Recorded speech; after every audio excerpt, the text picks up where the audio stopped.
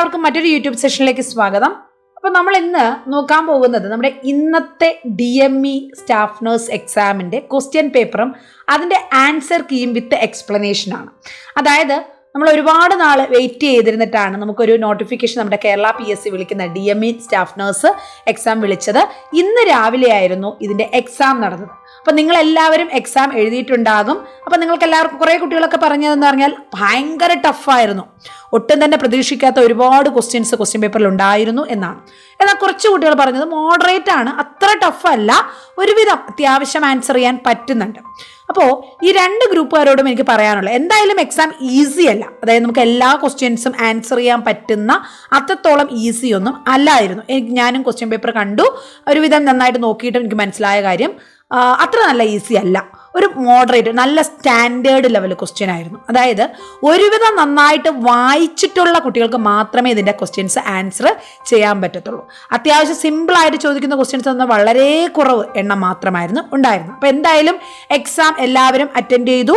അപ്പോൾ exam attend ചെയ്യുന്ന സമയത്ത് നമുക്ക് എല്ലാവർക്കും ഒരു ടെൻഷനാണ്. അപ്പോൾ ആ സമയത്ത് നമുക്ക് ക്വസ്റ്റ്യൻ വായിക്കുമ്പോൾ അതിലൊരു വേർഡ് കാണുമ്പോൾ തന്നെ നമ്മൾ ചാടിക്കയറി ഏതെങ്കിലും ഒരു ഓപ്ഷൻ എഴുതാനുള്ള ഒരു ടെൻഡൻസി കൂടുതൽ കാണിക്കുന്ന, അത് മനുഷ്യർക്ക് എല്ലാവർക്കും ഉള്ളതാണ് അല്ലേ? അല്ല എങ്കിൽ നമ്മൾ എന്ത് ചെയ്യണം, അവിടെ വീണ്ടും ഒന്നുകൂടി ഒന്ന് റിലാക്സ് ചെയ്ത് എപ്പോഴും ക്വസ്റ്റ്യൻസ് ഒന്നുകൂടി ഒന്ന് വായിച്ച് വേണം റൈറ്റ് ആൻസറിലോട്ട് എത്തിച്ചേരാൻ. അപ്പോൾ ഞാൻ ഇതൊക്കെ എങ്ങനെയാണ് ചെയ്യേണ്ടതെന്നൊക്കെ കഴിഞ്ഞ വീഡിയോകളിലൊക്കെ പറഞ്ഞിരുന്നു. അപ്പോൾ ആ ടെക്നിക്സ് ഒക്കെ നിങ്ങൾ ഫോളോ ചെയ്തിട്ടുണ്ടെന്ന് ഞാൻ വിശ്വസിക്കുന്നു. അപ്പോൾ എന്തായാലും നല്ലൊരു റാങ്ക് തന്നെ, നല്ലൊരു റാങ്കോട് കൂടി നിങ്ങളുടെ റിസൾട്ട് വരും. എത്രയും പെട്ടെന്ന് തന്നെ കേരളത്തിൽ എവിടെയെങ്കിലും ഒരു മെഡിക്കൽ കോളേജ് ഹോസ്പിറ്റലിൽ നിങ്ങൾക്ക് ജോലി, നഴ്സിംഗ് ഓഫീസറായിട്ട് ജോലി കിട്ടട്ടെ എന്ന് ഞാൻ ആത്മാർത്ഥമായിട്ട് ആഗ്രഹിക്കുന്നു. അപ്പോൾ ഇന്ന് നമ്മൾ ഈ ക്വസ്റ്റ്യൻ്റെ ഒരു റിവിഷൻ നോക്കാം. അതായത് എന്തൊക്കെയാണ് ആൻസർ കറക്റ്റ്, അല്ലെങ്കിൽ നിങ്ങൾ എഴുതിയതിൽ എത്ര ക്വസ്റ്റ്യൻസ് കറക്റ്റാണ്. നിങ്ങൾ ഓരോ ക്വസ്റ്റ്യൻസ് ഞാൻ ആൻസർ കീ പറയുമ്പോഴത്തേക്ക് നിങ്ങൾക്ക് അത് കാൽക്കുലേറ്റ് ചെയ്യാം. ഏതൊക്കെയാണ് കറക്റ്റ് ആൻസർ നിങ്ങൾ ചെയ്തത്, ഏതൊക്കെയാണ് തെറ്റിപ്പോയത്, ഏതൊക്കെയാണ് അറ്റൻഡ് ചെയ്യാതിരുന്നത്, ഇനി എഴുതി തെറ്റിച്ചതാണെങ്കിൽ അതിലേതാണ് കറക്റ്റ് ആൻസർ എന്ന് നിങ്ങൾക്ക് ഇവിടെ മനസ്സിലാക്കാനും പറ്റും. അപ്പോൾ അല്ലെങ്കിൽ ഈ ഒരു ആൻസർ കീ എന്ന് പറയുമ്പോൾ നിങ്ങൾക്ക് ടെൻഷൻ അടിക്കാൻ വേണ്ടിയിട്ടല്ല. നിങ്ങൾ എഴുതിയതിൽ ഏതെങ്കിലും തെറ്റിപ്പോയി കഴിഞ്ഞാൽ നിങ്ങൾ അത് ആലോചിച്ച് ടെൻഷൻ ആകണ്ട. എക്സാം ടഫ് ആയതുകൊണ്ട് ഒരു ഗുണവുമുണ്ട്. കാരണം എല്ലാവർക്കും, നിങ്ങൾക്ക് ഒരാൾക്ക് മാത്രമല്ല എക്സാം ടഫ് ആയിരുന്നത്. ഒരുപാട് പേർക്ക്, എഴുതിയതിൽ ഭൂരിഭാഗം പേർക്കും എക്സാം ടഫായിരുന്നു. അങ്ങനെ വരുമ്പോൾ റാങ്ക് ലിസ്റ്റിൽ അല്ലെങ്കിൽ കട്ട് ഓഫ് എന്ന് പറയുന്നത് വളരെ താഴ്ന്ന, അതായത് വളരെ കുറച്ച് മാർക്ക് തന്നെ ആയിരിക്കും. ഓക്കെ, അതായത് കുറച്ച് മാർക്ക് ഉള്ളവർക്ക് മാത്രമേ അവിടെ ഒരു ലിസ്റ്റിൽ കയറി പറ്റാൻ പറ്റും. കുറച്ച് മാർക്ക് ഉണ്ടെങ്കിൽ പോലും ലിസ്റ്റിൽ കയറി പറ്റാൻ പറ്റും. അതുകൊണ്ട് അങ്ങനെ പേടിക്കേണ്ട കാര്യമില്ല. എക്സാം ഈസി ആകുമ്പോൾ നിങ്ങൾ നല്ല മാർക്ക് വാങ്ങിച്ചാൽ മാത്രമേ റാങ്ക് ലിസ്റ്റിൽ കയറി പറ്റാൻ പറ്റത്തുള്ളൂ. അങ്ങനെ ഒരു പ്രത്യേകതയുണ്ട് രണ്ടിനും, ഈസി ലെവൽ എക്സാമിനും ടഫ് എക്സാമിനും. എന്നാൽ മോഡറേറ്റ് ആകുമ്പോഴത്തേക്ക്, എല്ലാവർക്കും മോഡറേറ്റ് എക്സാം ആണെങ്കിൽ അപ്പോൾ നമുക്ക് അവിടെ കൃത്യമായിട്ട് പറയാൻ പറ്റത്തില്ല എത്രത്തോളം പേരവിടെ റാങ്ക് ലിസ്റ്റിൽ കയറും, എത്രത്തോളം പേരവിടെ റാങ്ക് ലിസ്റ്റിൽ നിന്ന് പുറത്താകുമെന്നൊന്നും ഒരു ഉറപ്പ് നമുക്ക് പറയാൻ പറ്റത്തില്ല. ഓക്കെ, അപ്പോൾ നമുക്കിന്ന് ക്വസ്റ്റ്യൻസിൻ്റെ ആൻസർ ഒന്ന് നോക്കാം. ഓക്കെ, അപ്പം ഞാൻ ഒരുപാട് എക്സ്പ്ലനേഷനിലോട്ട് പോകുന്നില്ല. നമ്മൾ ഈ ക്വസ്റ്റ്യൻസ് എല്ലാം ഒന്നുകൂടെ ഒന്ന് എക്സ്പ്ലെയിൻ ചെയ്ത് ഡീറ്റെയിൽ ആയിട്ടുള്ള അപ്കമിങ് സെഷൻസിൽ ഞാൻ എടുത്ത് പറഞ്ഞു തരുന്നതായിരിക്കും. ഇന്ന് ജസ്റ്റ് നമ്മളത് എങ്ങനെയാണ് ഈ ആൻസറിൽ എത്തിച്ചേർന്നതെന്ന് മാത്രം നോക്കാം. അപ്പോൾ ഞാൻ ഇന്നിവിടെ നോക്കുന്നത് നമ്മുടെ ക്വസ്റ്റ്യൻ കോഡ് B ആണ്. അപ്പോൾ ഓരോരുത്തരുടെ കയ്യിലും ഓരോ തരത്തിലുള്ള കോഡായിരിക്കും. A ഉള്ളവരുണ്ടാവും, B ഉള്ളവരുണ്ടാകും, C ഉള്ളവരുണ്ടാകും, D ഉള്ളവരൊക്കെ ഉണ്ടാവും അല്ലേ? അപ്പോൾ അതിൽ B കോഡ് അനുസരിച്ചിട്ടാണ് പറയുന്നത്. അപ്പോൾ ക്വസ്റ്റ്യൻ്റെ ക്രമം, ആ ഒരു സീരിയൽ നമ്പർ അങ്ങോട്ടും ഇങ്ങോട്ടും നമ്പർ ഒന്ന് മാറി മാറി വരും. എന്നാൽ പോലും നിങ്ങൾ ക്വസ്റ്റ്യൻ നോക്കി കറക്റ്റായിട്ട് ആൻസർ ആണോ ഇല്ലയോ എന്ന് നോക്കുക. മറ്റൊരു കാര്യം കൂടി പറയുന്നു, എൻ്റെ ഒപ്പീനിയൻ അനുസരിച്ച് എൻ്റെ അറിവും വെച്ചിട്ടുള്ള ആൻസർ കീ ആണ് ഞാനിവിടെ പബ്ലിഷ് ചെയ്യുന്നത്. ഇതൊരു പ്രൊവിഷണൽ മാത്രമാണ്, ഫൈനൽ ആൻസർ കീ അല്ല. PSC പബ്ലിഷ് ചെയ്ത ആൻസർ കീ ഒന്നും അല്ല. അപ്പോൾ അതിൻ്റെ ആൻസർ PSC പബ്ലിഷ് ചെയ്യുന്ന ആൻസർ കീ വരുമ്പോൾ നിങ്ങൾക്ക് അതുമായിട്ട് ഇതൊന്ന് കമ്പയർ ചെയ്ത് നോക്കാം. ചിലപ്പോൾ 1-2 ക്വസ്റ്റ്യൻസ് ഒക്കെ ക്യാൻസൽ ചെയ്യാനുള്ള ചാൻസ് ഉണ്ട്. ചിലതിൽ ഓപ്ഷൻസിൽ ചില കൺഫ്യൂഷൻസ് വരാൻ ചാൻസ് ഉണ്ട്. അപ്പോൾ അങ്ങനെ എന്തെങ്കിലും കൺഫ്യൂഷൻസോ തർക്കങ്ങളോ ഒക്കെ വന്നു കഴിഞ്ഞാൽ ആ ക്വസ്റ്റ്യൻസ് സാധാരണ PSC അത് ക്യാൻസൽ ചെയ്യുകയാണ് പതിവ്. അപ്പോൾ അങ്ങനെ വന്നു കഴിഞ്ഞാൽ ആ ഒരു വേരിയേഷൻ നിങ്ങളുടെ മാർക്കിലും ഉണ്ടാകാൻ ചാൻസ് ഉണ്ട്. ഓക്കെ, അപ്പോൾ നിങ്ങൾക്ക് ഞാൻ പറയുന്ന ആൻസറിൽ എന്തെങ്കിലും കൺഫ്യൂഷനോ അല്ലെങ്കിൽ എന്തെങ്കിലും അഭിപ്രായമോ ഉണ്ടെങ്കിൽ നമ്മുടെ ഈ ഒരു വീഡിയോയിൽ കമൻറ്റിൽ നിങ്ങൾ മെൻഷൻ ചെയ്യുക. അതുപോലെ തന്നെ ഈ ഒരു വീഡിയോ ഇഷ്ടപ്പെട്ടു കഴിഞ്ഞാൽ ലൈക്ക് ചെയ്യാനും ചാനൽ സബ്സ്ക്രൈബ് ചെയ്തിട്ടെങ്കിൽ സബ്സ്ക്രൈബ് ചെയ്യാനും മറക്കരുത്. മറ്റൊരു കാര്യം കൂടെ ഞാൻ ഈ ഒരു സാഹചര്യത്തിൽ പറയുകയാണ്. നമ്മൾ ഈ ഒരു ക്ലാസ്സോട് കൂടി DMEയുടെ ഒരു സീരീസ് ഇവിടെ നിർത്തിയിട്ട് അടുത്ത് നമ്മുടെ എക്സാം ആയിട്ടുള്ള നമ്മുടെ DME എക്സാം പോലെ തന്നെ നമ്മൾ പ്രതീക്ഷിച്ചിരിക്കുന്ന മറ്റൊരു എക്സാമാണ് നോർസെറ്റ് 9 മാത്രമല്ല, assistant professor in nursing Kerala PSC വിളിക്കുന്നുണ്ട്. വരാൻ പോവുകയാണ്. അതുപോലെ നഴ്സിംഗ് ട്യൂട്ടർ വരുന്നുണ്ട്, നിംഹാൻസ് എക്സാം വരുന്നുണ്ട്. അപ്പോൾ ഇത്രയും എക്സാംസ് ആണ് അടുത്ത സെഷനായിട്ട് നമ്മൾ പ്രതീക്ഷിക്കുന്നത്. അപ്പോൾ വളരെ നല്ല സാലറിയോടുകൂടി നിങ്ങളുടെ ലൈഫ് സെറ്റിലാകാൻ പറ്റുന്ന ഗവൺമെൻറ് എക്സാംസ് ആണിത്. അപ്പോൾ ഇനി ഇവിടെ വെച്ച് പഠിത്തം നിർത്താതെ ഈ പഠിച്ചതൊന്നും മറന്നു പോകാതിരിക്കാൻ തുടർന്നും പഠിച്ചുകൊണ്ടിരിക്കുക. അപ്പോൾ നമുക്കൊരു ജോലിയുടെ അപ്പോയിൻമെൻറ്റ് ഓർഡർ കിട്ടി നമ്മൾ ജോലിയിൽ പ്രവേശിക്കുന്നത് വരെയും നമ്മൾ എന്ത് ചെയ്യരുത്, നമ്മുടെ പഠിത്തം നിർത്തരുത്, കണ്ടിന്യൂ ചെയ്തുകൊണ്ടേയിരിക്കുക. നിങ്ങളൊരു ഗ്യാപ്പ് എടുത്തു കഴിഞ്ഞാൽ പഠിച്ചതെല്ലാം മറന്നു പോകും. ഓക്കെ, അപ്പം നമുക്ക് സ്റ്റാർട്ട് ചെയ്യാം. ഇവിടെ നോക്കാം, ഫസ്റ്റ് ക്വസ്റ്റ്യൻ ബി ആണ് ഈ ഒരു കോഡ് എന്ന് പറയുന്നത് കേട്ടോ. ഫസ്റ്റ് ക്വസ്റ്റ്യൻ പറയുന്നത് group in which individuals interact over A long period of time on A direct and personal basis is known as. Simple question ആണ്. അതായത് നമ്മൾ എപ്പോഴും എക്സ്പെക്റ്റഡ് ആയിട്ട് സോഷ്യോളജിയിൽ എക്സ്പെക്റ്റഡ് ആയിട്ട് പ്രതീക്ഷിക്കുന്ന അല്ലെങ്കിൽ ആ ഒരു എപ്പോഴും കോമൺ ആയിട്ട് കാണുന്ന ഒരു ക്വസ്റ്റ്യൻ ആണ് types of groups, social groups എന്ന് പറയുന്നത്. അപ്പോൾ അവിടെ പലതരത്തിലുള്ള ടൈപ്സ് ഉണ്ട് അല്ലേ. അപ്പോൾ ഇവിടെ ചോദിച്ചിരിക്കുന്നത് കണ്ടിന്യൂസ്ലി ആളുകൾ ഡയറക്റ്റ് ആയിട്ടോ പേഴ്സണൽ ബേസിസിലോ ഒരു ലോങ് പീരീഡ് ഓഫ് ടൈമിൽ ഇന്ററാക്ട് ചെയ്യുന്നു. ഒരു കൂട്ടം ആൾക്കാർ ലോങ് പീരീഡ് ഓഫ് ടൈമിൽ ഡയറക്റ്റ് ആയിട്ടും പേഴ്സണൽ ബേസിസ് ആയിട്ടും ഇന്ററാക്ട് ചെയ്യുന്നു. അത്തരത്തിലുള്ള ഗ്രൂപ്പിനെ എന്താണ് പറയുന്നത്? എ ഫോർമൽ ഗ്രൂപ്പാണോ, ബി ലാർജ് ഗ്രൂപ്പാണോ, സി പ്രൈമറി ഗ്രൂപ്പാണോ, ഡി റെഫറൻസ് ഗ്രൂപ്പാണോ? കറക്റ്റ് ഓപ്ഷൻ എന്ന് പറയുന്നത് ഓപ്ഷൻ സി ആണ്, പ്രൈമറി ഗ്രൂപ്പ് എന്നാണ് പറയുന്നത്. കാരണം ഒരു ലോങ് ഡ്യൂറേഷൻ ഒരു കൂട്ടം ആൾക്കാർ ഒരുമിച്ച്, അതായത് പരസ്പരം എന്ത് ചെയ്യുന്നു, ഫേസ് ടു ഫേസ് ഇൻട്രാക്ഷൻ അല്ലെങ്കിൽ അസോസിയേഷൻ കോപ്പറേഷൻ വരുന്നത് പ്രൈമറി ഗ്രൂപ്പാണ് കേട്ടോ. അപ്പോൾ അടുത്ത സെക്കൻഡറി ഗ്രൂപ്പും ഉണ്ട്. അത് പക്ഷേ നമുക്ക് അങ്ങനെ ഒരു ഇൻറ്റിമേറ്റ് റിലേഷൻഷിപ്പ് ഒന്നും ഇല്ല അവിടെ. പകരം ഒരു കാഷ്വൽ അല്ലെങ്കിൽ ഒരു ഇംപേഴ്സണൽ ആയിട്ടുള്ള റിലേഷൻഷിപ്പ് മാത്രമേ വരുന്നുള്ളൂ. ചിലപ്പോൾ ഒരു മത്സരത്തിന് വേണ്ടിയിട്ടുള്ള അല്ലെങ്കിൽ പരസ്പരം മ്യൂച്വലി ഹെൽപ്പ് ചെയ്യാൻ വേണ്ടിയിട്ടുള്ള ഒരു ഷോർട്ട് ടൈം റിലേഷൻഷിപ്പ് മാത്രമേ ആകുന്നുള്ളൂ. സോ ഇവിടെ കറക്റ്റ് ഓപ്ഷൻ എന്ന് പറയുന്നത് ഓപ്ഷൻ സി പ്രൈമറി ഗ്രൂപ്പാണ്. നിങ്ങൾ ആൻസർ കറക്റ്റായിട്ട് ചെയ്തിട്ടുണ്ടെങ്കിൽ നിങ്ങൾക്ക് അവിടെ 1 മാർക്ക് കിട്ടും. ഓക്കെ, എഴുതി തെറ്റിപ്പോയിട്ടുണ്ടെങ്കിൽ നിങ്ങൾക്കറിയാം 1/3 അല്ലെങ്കിൽ 0.33 മാർക്ക് അവിടെ നെഗറ്റീവ് ആകും. അല്ല എഴുതിയില്ല എങ്കിൽ മാർക്കൊന്നും കുറയത്തില്ല. എഴുതിയിട്ടുണ്ടെങ്കിൽ 1 മാർക്ക്, കറക്റ്റായിട്ട് എഴുതിയിട്ടുണ്ടെങ്കിൽ 1 മാർക്ക് കിട്ടും. ഓരോ ക്വസ്റ്റ്യനും ആൻസർ നോക്കുമ്പോൾ അങ്ങനെ തന്നെ കണക്ക് കൂട്ടി പോവുക. എഴുതിയിട്ടുണ്ട് കറക്റ്റ് ആണെങ്കിൽ 1 മാർക്ക്, ഇനി എഴുതി തെറ്റിയതാണെങ്കിൽ -0.33 മാർക്ക് അവിടെ കുറയും. എന്നാൽ എഴുതിയിട്ടില്ല എങ്കിൽ 0 മാർക്ക്. ഓക്കെ, അങ്ങനെയാണ്. നെക്സ്റ്റ് രണ്ടാമത്തെ ക്വസ്റ്റ്യൻ നോക്കുക. Spread of one's cultural practices, beliefs or items among members of the same culture or different cultures around the world is known as.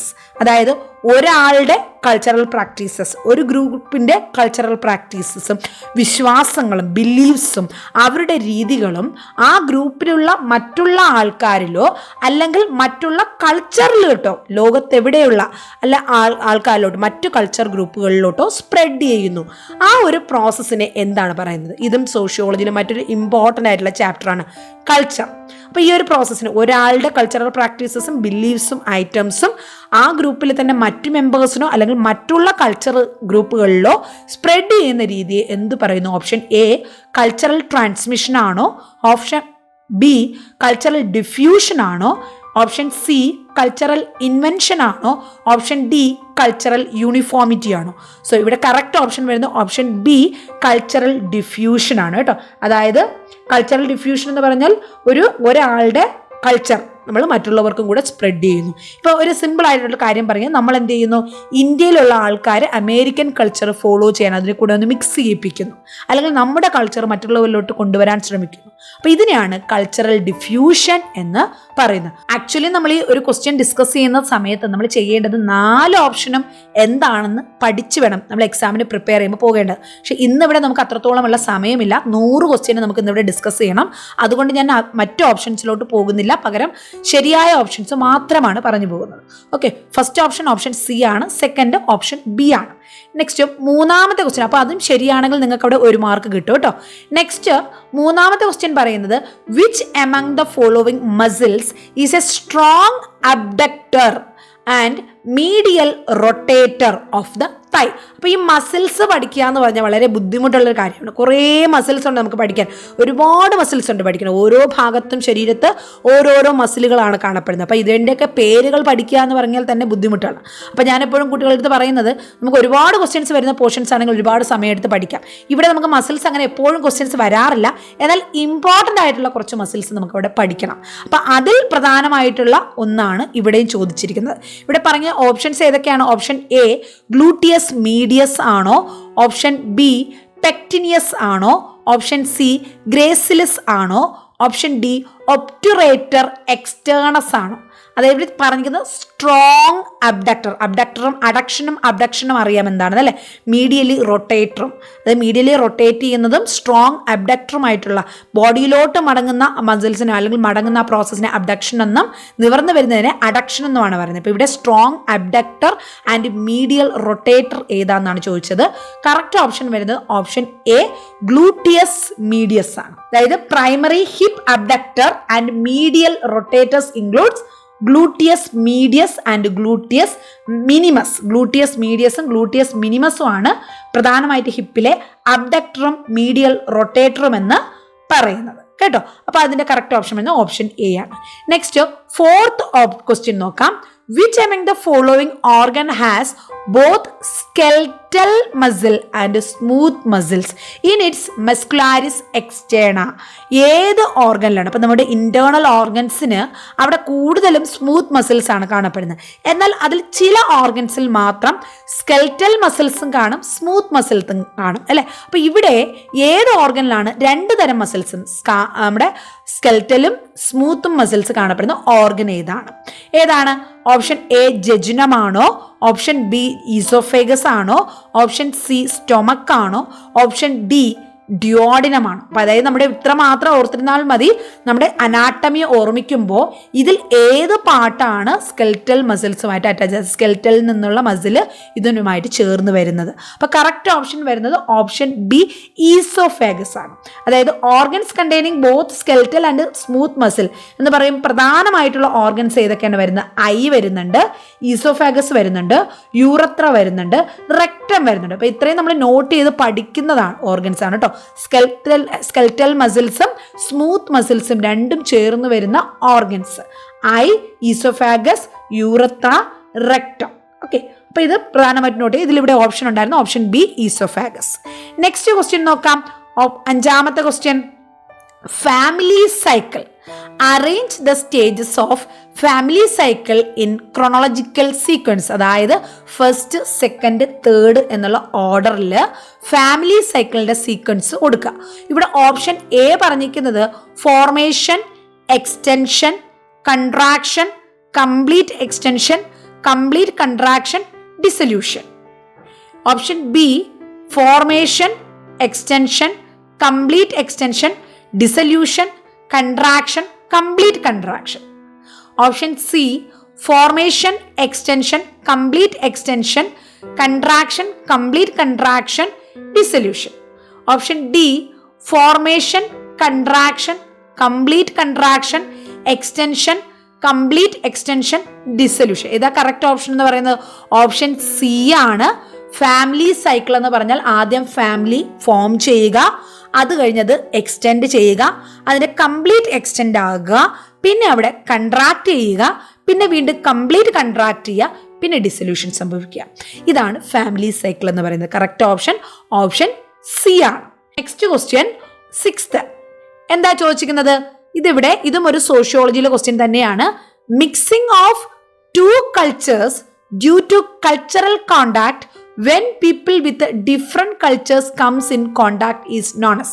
രണ്ട് കൾച്ചറിലുള്ള ആൾക്കാർ ഒരുമിച്ച് ചേരുമ്പോൾ, തമ്മിൽ കോണ്ടാക്ട് ചെയ്യുമ്പോൾ, അല്ലെങ്കിൽ അവിടെ അടുത്തിടപഴകുമ്പോൾ ആ രണ്ട് കൾച്ചർ മിക്സ് ആകുന്നു.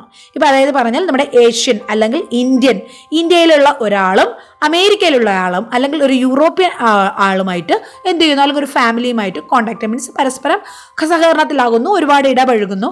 അങ്ങനെ വരുമ്പോൾ യൂറോപ്യൻ കൾച്ചർ നമ്മുടെ ഇന്ത്യൻസിനെ എഫക്റ്റ് ചെയ്യും, അല്ലെങ്കിൽ ഇന്ത്യൻ കൾച്ചർ യൂറോപ്യനെ എഫക്റ്റ് ചെയ്യുകയും ചെയ്യുന്നു. അപ്പോൾ ഈ ഒരു പ്രോസസ്സിന്, ഇങ്ങനെ ഒരു കൾച്ചർ മിക്സ് ചെയ്യുന്നതിന് എന്താണ് പറയുന്നത്? സോഷ്യോമെട്രി എന്നാണോ, സോഷ്യലൈസേഷൻ എന്നാണോ, സോഷ്യൽ മൊബിലിറ്റി എന്നാണോ, അക്കൾട്രേഷൻ എന്നാണോ? കറക്റ്റ് ഓപ്ഷൻ ഓപ്ഷൻ ഡി, അക്കൾട്രേഷൻ ആണ്. അപ്പൊ രണ്ട് കൾച്ചർ എന്ത് ചെയ്യുന്നു, രണ്ട് കൾച്ചറിലുള്ള ആൾക്കാർ പരസ്പരം കോണ്ടാക്റ്റിലായി മിക്സ് ചെയ്യുന്നതിന് അക്കൾട്രേഷൻ എന്നാണ് പറയുന്നത്. Okay, next 7th question. The cerebral arterial circle of Willis composed of all of the listed artery. എപ്പോഴും ചോദിക്കുന്ന ക്വസ്റ്റ്യൻ ആണ് അല്ലേ, നമുക്ക് എപ്പോഴും നോക്കി വെക്കുന്ന ഒരു ക്വസ്റ്റ്യനും കൂടിയാണ്. സർക്കിൾ ഓഫ് വില്ലിസിൽ വരുന്ന ആർട്ടറീസ് ഏതൊക്കെയാണ്? അതിൽ വരുന്ന ആർട്ടറീസ് മാത്രം പഠിച്ചാൽ മതി, എന്നാൽ വരാത്ത ആർട്ടറി ഏതാണെന്ന് നമുക്ക് കണ്ടുപിടിക്കാൻ പറ്റും. ഇവിടെയും അത് തന്നെയാണ് ചോദിച്ചിരിക്കുന്നത്. നമ്മുടെ സർക്കിൾ ഓഫ് വില്ലിസ്, അതായത് നമ്മുടെ ബ്രെയിനിന്റെ പ്രധാനപ്പെട്ട ബ്ലഡ് സപ്ലൈ ആണ് ഈ സർക്കിൾ ഓഫ് വില്ലിസ് എന്ന് പറയുന്നത്. അതിൽ വരാത്ത ആർട്ടറി ഏതാണെന്നാണ് ചോദിച്ചിരിക്കുന്നത്. ഓപ്ഷൻ എ ബേസിലാർ ആർട്ടറി ആണോ, option B internal carotid artery ആണോ, option C anterior cerebral artery ആണോ, ഓപ്ഷൻ ഡി കൊറോയിഡൽ ആർട്ടറി ആണോ? ഇവിടെ കറക്റ്റ് ഓപ്ഷൻ എന്ന് പറയുന്നത് ഓപ്ഷൻ ഡി കൊറോയിഡൽ ആർട്ടറി ആണ്. കാരണം കൊറോയിഡൽ ആർട്ടറിയും അവിടെ ബ്രെയിനിൽ വരുന്നത് തന്നെയാണ്, പക്ഷെ അത് അതിൻ്റെ നമ്മുടെ സർക്കിൾ ഓഫ് വില്ലിസിൽ വരുന്ന ഭാഗം അല്ല. അതെന്താ പറയുക, നമ്മുടെ ആന്റീരിയർ കൊറോയിഡൽ ആർട്ടറിയും പോസ്റ്റീരിയർ കൊറോയിഡൽ ആർട്ടറി എന്നും പറഞ്ഞിട്ട് നമ്മുടെ ബ്രെയിനിനെ തന്നെ കവർ ചെയ്തിട്ടുള്ള ബ്രെയിനിന്റെ സറൗണ്ടിങ് സ്ട്രക്ചേഴ്സിനെ എക്സ്പെഷ്യലി കൊറോയിഡ് പ്ലക്സസിലൊക്കെ സപ്ലൈ ചെയ്യുന്ന ബ്ലഡ് വെസലാണ് ഈ കൊറോയിഡൽ ആർട്ടറി എന്ന് പറയുന്നു. അപ്പൊ നമ്മുടെ സർക്കിൾ ഓഫ് വില്ലിസിനകത്ത് വരുന്നതല്ല. ബാക്കി നിങ്ങൾക്ക് അറിയാമായിരിക്കും സർക്കിൾ ഓഫ് വില്ലിസിനകത്ത് വരുന്ന ആർട്ടറീസ് ഏതൊക്കെയാണെന്നുള്ള അല്ലേ. ആന്റീരിയർ കമ്മ്യൂണിക്കേറ്റിംഗ് ആർട്ടറി ഉണ്ട്, ആന്റീരിയർ സെറിബ്രൽ ആർട്ടറീസ് ഉണ്ട്, ഇന്റേണൽ കരോട്ടിഡ് ആർട്ടറി ഉണ്ട്, പോസ്റ്റീരിയർ കമ്മ്യൂണിക്കേറ്റിംഗ് ആർട്ടറി ഉണ്ട്, പോസ്റ്റീരിയർ സെറിബ്രൽ ആർട്ടറീസ് ഉണ്ട്, ബേസിലാർ ആർട്ടറീസ് ഉണ്ട്, പിന്നെ വെർട്ടിബ്രൽ ആർട്ടറീസ് ഉണ്ട്. അപ്പോൾ ഇതൊക്കെയാണ് സർക്കിൾ ഓഫ് വില്ലിസിനകത്ത് വരുന്നത്. അപ്പോൾ ഈസി ആയിട്ടുള്ളൊരു ക്വസ്റ്റ്യൻ ആയിരുന്നു. അത് കിട്ടിയാൽ നിങ്ങൾക്ക് 1 മാർക്ക് അവിടെ കിട്ടും. നെക്സ്റ്റ് ക്വസ്റ്റ്യൻ, 8ാമത്തെ question. Which of the following carpal bone of the hand is found in the proximal row? അപ്പൊ നമുക്കറിയാം അല്ലെ, കയ്യിലായാലും കാൽപാദത്തിൽ, കൈപ്പത്തിയിലായാലും കാൽപാദത്തിലായാലും നമുക്ക് അവിടെ ബോണുകൾ കൃത്യമായിട്ട് എത്ര കാർപ്പൽ ബോണ്, എത്ര ടാർസൽ ബോണ്, എന്തൊക്കെയാണ് അതിൻ്റെ പേരുകൾ, എത്ര ഫെലഞ്ചസ് അല്ലെ, ഇതെല്ലാം നമുക്ക് കൗണ്ട് ഉണ്ട്. അപ്പൊ ഇവിടെ ചോദിച്ചിരിക്കുന്നത് കാർപ്പൽ ബോണില് അല്ലെ, കയ്യിലുള്ള കാർപ്പൽ ബോണില് പ്രോക്സിമൽ റോയും ഉണ്ട്, ഡിസ്റ്റൽ റോയുമുണ്ട്. പ്രോക്സിമൽ റോയും ഡിസ്റ്റൽ റോയുമുണ്ട്. 2 റോ ആയിട്ടാണ് അവിടെ ബോണുകൾ അറേഞ്ച് ചെയ്തിരിക്കുന്നത്. അത് നമ്മൾ പഠിക്കുമ്പോഴും അങ്ങനെ തന്നെയാണ് പഠിക്കുന്നത്. പ്രോക്സിമൽ റോയിൽ ഏതൊക്കെ വരുന്നു, ഡിസ്റ്റൽ റോയിൽ ഏതൊക്കെ വരുന്നു. അപ്പൊ ഇവിടെ ചോദിച്ചിരിക്കുന്നത് ഈ തന്നിക്കുന്നതിൽ ഏതാണ് പ്രോക്സിമൽ റോയിൽ കാണുന്നതെന്നാണ്. ഓപ്ഷൻസ് എ ഏതൊക്കെയാണ് കൊടുത്തിരിക്കുന്നത്? ഓപ്ഷൻ എ പിസിഫോം ഉണ്ട്, ഓപ്ഷൻ ബി ട്രപ്പീസിയം ഉണ്ട്, ഓപ്ഷൻ സി ക്യാപിറ്റേറ്റ് ഉണ്ട്, ഓപ്ഷൻ ഡി ഹമേറ്റ് ഉണ്ട്. അപ്പൊ ഇതിൽ കറക്റ്റ് ഓപ്ഷൻസ് പറയുകയാണെങ്കിൽ നമ്മുടെ പ്രോക്സിമൽ റോയിൽ വരുന്നത് സ്കഫോയിഡ്, ലുനേറ്റ്, ട്രൈക്വേട്രം, പിസിഫോം. അപ്പം പ്രോക്സിമലിൽ വരുന്നതിൽ ഏതുണ്ട്? നമുക്കിവിടെ ഇത് പറഞ്ഞ 4 ഏതാണ് ഇവിടെ ഓപ്ഷനിലുള്ളത്? പിസിഫോം ആണുള്ളത്. അപ്പോൾ ബാക്കി 3 ഏതായിരിക്കും? ബാക്കിയുള്ള 3 ഓപ്ഷൻ അത് ഡിസ്റ്റൽ റോ ആണ്. കറക്റ്റ് ആണ്. ട്രപ്പീസിയവും ട്രപ്പിസോയിഡും ക്യാപിറ്റേറ്റും ഹമേറ്റും എന്ന് പറയുന്നത് ഡിസ്റ്റൽ റോയിൽ വരുന്നതാണ്. So correct option option A pisiform ആണ്. നെക്സ്റ്റ് നമുക്ക് 9ാമത്തെ ക്വസ്റ്റ്യൻ ഒന്ന് നോക്കാം. നെക്സ്റ്റ് നമ്മുടെ ഇത് സൈക്കോളജിയിലെ ക്വസ്റ്റ്യൻ. അപ്പോൾ നമ്മൾ ഇതുവരെ നോക്കിയ 8 ക്വസ്റ്റ്യനും ഈസി ആയിരുന്നില്ലേ? എനിക്ക് ഈസി ആയിട്ടാണ് തോന്നിയത്. കാരണം ഒരു പ്രാവശ്യമെങ്കിലും ഇത് വായിച്ചിട്ടുള്ളവരാണെങ്കിൽ നിങ്ങൾക്ക് ഇതെല്ലാം നിങ്ങൾ ആൻസർ ചെയ്തിട്ടുണ്ടാവും. ചിലപ്പോൾ ഒരുപക്ഷെ നിങ്ങൾ വായിച്ചിട്ടില്ലാത്ത ഒരു ക്വസ്റ്റ്യൻ ഈ ഒരു ഫാമിലി സൈക്കിൾ ആയിരിക്കാം. അത്ര പെട്ടെന്ന് എല്ലാവരും നോക്കാറില്ല. കുറച്ച് പേരൊക്കെ നോക്കിയിട്ടുണ്ടാവും. ബാക്കി എല്ലാം തന്നെ നമ്മൾ കോമൺ ആയിട്ട് ഇമ്പോർട്ടൻറ്റ് ക്വസ്റ്റ്യൻസ് എന്ന് പറഞ്ഞ് നോക്കുന്നത് തന്നെയാണ്. നെക്സ്റ്റ് 9ാമത്തെ ക്വസ്റ്റ്യൻ, സൈക്കോളജിയിലെ ക്വസ്റ്റ്യൻസ് എല്ലാം ഡയറക്റ്റ് ക്വസ്റ്റ്യൻസ് ആയിരുന്നു. എനിക്ക് ഭയങ്കരമായിട്ട് ഇഷ്ടപ്പെട്ടു. എല്ലാ ക്വസ്റ്റ്യൻസും ഡയറക്റ്റ് ക്വസ്റ്റ്യൻസ് ആയിരുന്നു. എല്ലാവർക്കും നന്നായിട്ട് ആൻസർ ചെയ്യാൻ പറ്റുന്നത് തന്നെയാണ്. പക്ഷെ കുട്ടികൾക്ക് എപ്പോഴും ഒരു ടെൻഡൻസി ഉണ്ട്, സ്പെഷ്യാലിറ്റി സബ്ജക്ട്സിന് കൂടുതൽ ഇമ്പോർട്ടൻസ് കൊടുക്കും. നമ്മുടെ basic subjects anatomy, physiology, sociology, psychology, fundamentals, nutrition, biochemistry, ഇത്രയും സബ്ജക്ട്സിന് അത്ര ഇമ്പോർട്ടൻസ് കൊടുക്കാതെ അഡൽട്ട് ഹെൽത്ത് നഴ്സിംഗ് അല്ലെങ്കിൽ medical surgical nursing, paediatrics, obstetrics, പിന്നെ അല്ലെങ്കിൽ നമ്മുടെ സ്പെഷ്യാലിറ്റി സബ്ജക്ട്സുകൾ ഇങ്ങനെയുള്ളതിന് മാത്രം ഇമ്പോർട്ടൻസ് കൊടുത്ത് പഠിക്കുന്ന കുട്ടികളുണ്ട്. കാരണം അവരുടെ വിചാരം എന്ന് പറയുന്നത് ആ ക്വസ്റ്റ്യൻസ് മാത്രമേ ചോദിക്കുന്നതാണ്. അങ്ങനെയല്ല, എല്ലാ സബ്ജക്ട്സിനും ഈക്വൽ ഇമ്പോർട്ടൻസ് കൊടുത്തായിരിക്കും എപ്പോഴും PSCയുടെ ക്വസ്റ്റ്യൻസ് വരുന്നത്. ഓക്കെ, എല്ലാ ക്വസ്റ്റ്യൻ പേപ്പേഴ്സും അങ്ങനെ തന്നെയാണ്. ഇനി ഇവിടെ നോക്കൂ, learning in which behavior is strengthened followed by reinforcement is known as. അതായത് നമ്മുടെ സൈക്കോളജിയിൽ ലേണിംഗ് നമ്മൾ പഠിക്കുന്നുണ്ട്, ടൈപ്സ് ഓഫ് ലേണിംഗ് പഠിക്കുന്നുണ്ട്, ലേണിംഗ് തിയറീസ് പഠിക്കുന്നുണ്ട്. അതിൽ ഒരു തിയറിയാണ് ഇവിടെ പറഞ്ഞിരിക്കുന്നത്. ലേണിംഗ് റീഇൻഫോഴ്സ് ചെയ്യുന്നതിലൂടെ ആ ബിഹേവിയറിനെ, എന്ത് ബിഹേവിയർ ആണോ നമുക്ക് അവിടെ റീഇൻഫോഴ്സ് ചെയ്യുന്നത്, റീഇൻഫോഴ്സ്മെന്റ് തന്നെ പോസിറ്റീവ് റീഇൻഫോഴ്സ്മെന്റും ഉണ്ട്, നെഗറ്റീവ് റീഇൻഫോഴ്സ്മെന്റും ഉണ്ട് അല്ലെ. അപ്പൊ ഇതിൽ റീഇൻഫോഴ്സ്മെന്റിലൂടെ ബിഹേവിയർ സ്ട്രെങ്തൻ ചെയ്യുന്നത് ഏത് തിയറിയിലാണ്? ക്ലാസിക്കൽ കണ്ടീഷനിങ് വഴിയാണോ, ട്രാൻസ്ഫർ ഓഫ് ലേണിംഗ് വഴിയാണോ, ലേറ്റന്റ് ലേണിംഗ് വഴിയാണോ, ഒപ്പറന്റ് കണ്ടീഷനിങ് വഴിയാണോ? Correct option D, operant conditioning ആണ്. ഒപ്പറന്റ് കണ്ടീഷനിങ് ആണ് നമ്മുടെ പണിഷ്മെന്റും റീഇൻഫോഴ്സ്മെന്റും ഒക്കെ വരുന്നത്. അവിടെ നമ്മുടെ നെഗറ്റീവും പോസിറ്റീവും ആയിട്ടുള്ള പണിഷ്മെന്റും റീഇൻഫോഴ്സ്മെന്റും അവിടെ വരുന്നുണ്ട്. Next question, 10th question. A type of long term memory, അതും മറ്റൊരു ഇമ്പോർട്ടൻ്റ് ആയിട്ടുള്ള ഒരു സൈക്കോളജിയിലെ ക്വസ്റ്റ്യൻ ആണ്. വളരെ ഈസി ക്വസ്റ്റ്യൻ ആണ്. കാരണം സൈക്കോളജിയിൽ മെമ്മറി എന്ന ടോപ്പിക്ക് നിങ്ങൾ എന്താണ്, അതിന്റെ ടൈപ്സ് എന്തൊക്കെയാണെന്ന് മാത്രം പഠിച്ചിട്ടുണ്ടെങ്കിൽ പോലും നിങ്ങൾക്ക് ഇവിടെ കറക്റ്റ് ആയിട്ട് ആൻസർ ചെയ്യാം. A type of long term memory, memory main ആയിട്ട് ഷോർട്ട് ടേം മെമ്മറി ഉണ്ട്, ലോങ് ടേം മെമ്മറി ഉണ്ട് അല്ലെ. അപ്പോൾ അതിൽ ലോങ് ടേം മെമ്മറിയിൽ അബ്സ്ട്രാക്ട് എൻകോഡിങ് അബ്സ്ട്രാക്ട് നോളജ്, കൃത്യമായിട്ടുള്ള അബ്സ്ട്രാക്ട് നോളജ് എൻകോഡ് ചെയ്യുന്ന മെമ്മറി ഏതാണ്? ലോങ് ടേം മെമ്മറിയെ പല ഡിവിഷൻസ് ആയിട്ട് വരുന്നുണ്ട്. പ്രധാനമായിട്ട് അതിന് രണ്ടായിട്ട് ഡിക്ലറേറ്റീവ് മെമ്മറി എന്നും പ്രൊസീജിയറൽ മെമ്മറി എന്നും പറയുന്നു. ഡിക്ലറേറ്റീവ് എന്ന് പറയുമ്പോൾ കറക്റ്റ് ആയിട്ട് ഡേറ്റ് അല്ലെങ്കിൽ ഫാക്റ്റുകൾ, കൃത്യമായിട്ടുള്ള പോയിന്റുകൾ അല്ലെ. അതായത് നമ്മുടെ ഒരു ബൈക്കിന് 2 വീലുണ്ട് എന്നുള്ള പറയുന്ന ഒരു ഫാക്റ്റാണ്. ഒരു ബൈക്ക് എന്ന് പറഞ്ഞാൽ 2 വീലാണ്. അല്ലെങ്കിൽ ഗാന്ധി ജയന്തി എന്ന് പറഞ്ഞാൽ October 2 ആണ്, അതൊരു ഫാക്റ്റാണ് അല്ലെ. അപ്പം അതുപോലുള്ള കൃത്യമായിട്ടുള്ള ഡിക്ലറേറ്റീവ് ആയിട്ടുള്ള കാര്യങ്ങളാണ് ഓർമ്മയിൽ നമ്മുടെ എത്ര വർഷം കഴിഞ്ഞാലും നമ്മുടെ മറക്കാതെയുള്ള കാര്യങ്ങളാണെങ്കിൽ അതിന് ഡിക്ലറേറ്റീവ് മെമ്മറി എന്നാണ് പറയുന്നത്. ഇനി പ്രൊസീജിയർ മെമ്മറി എന്ന് പറഞ്ഞാൽ എന്താ? നമുക്ക് ബൈക്ക് ഓടിക്കാനറിയാം, ടെന്നീസ് ബോൾ കളിക്കാനറിയാം. അപ്പോൾ ഇതൊക്കെ ആണെങ്കിൽ എന്താണ്? അതൊരു പ്രൊസീജിയറാണ്, ഒരു സ്കില്ലാണ്. ആ ഒരു ഓർമ്മ, ആ മെമ്മറിയാണെന്ന് പറയുന്നത് പ്രൊസീജിയറൽ മെമ്മറി എന്ന് പറയുന്നത്. ഡിക്ലറേറ്റീവ് മെമ്മറി വീണ്ടും 2 ഡിവൈഡ് ചെയ്തിട്ട് സെമാൻറ്റിക് മെമ്മറി എന്നും എപ്പിസോഡിക് മെമ്മറി എന്നും പറയുന്നുണ്ട്. ഇതിൽ സെമാൻറ്റിക് മെമ്മറിയാണ് അവിടെ ഈ അബ്സ്ട്രാക്ട് നോളജ് എന്ന് പറയുന്നത്. അപ്പോൾ കറക്റ്റ് ഓപ്ഷൻ എന്താണ് വരുന്നത്? ഓപ്ഷൻ എ ആണ്. മറ്റുള്ള ഓപ്ഷൻസ് ഏതൊക്കെയാണ്? സെമാൻറ്റിക് മെമ്മറിയും എപ്പിസോഡിക് മെമ്മറിയും ഇംപ്ലിസിറ്റ് മെമ്മറിയും ഫ്ലാഷ് ബൾബ് മെമ്മറി എന്നുണ്ടായിരുന്നു. ഇതിൽ കറക്റ്റ് ഓപ്ഷൻ വരുന്നത് option A, semantic memory. Next 11th question. Stimulation of the parasympathetic nervous system leads to, it's very very important topic. നമ്മുടെ നെർവസ് സിസ്റ്റത്തിൽ നമ്മളെപ്പോഴും നഴ്സിംഗ് പഠിച്ച സമയം മുതലേ നമ്മൾ ഫോക്കസ് ചെയ്ത് പഠിച്ചിട്ടുള്ളതാണ് sympathetic nervous system, parasympathetic nervous system.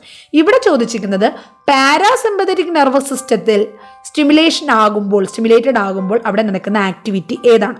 എപ്പോഴും പാരാസിമ്പതറ്റിക്കിന്റെ ഓപ്പോസിറ്റ് ആണ് സിമ്പതറ്റിക്.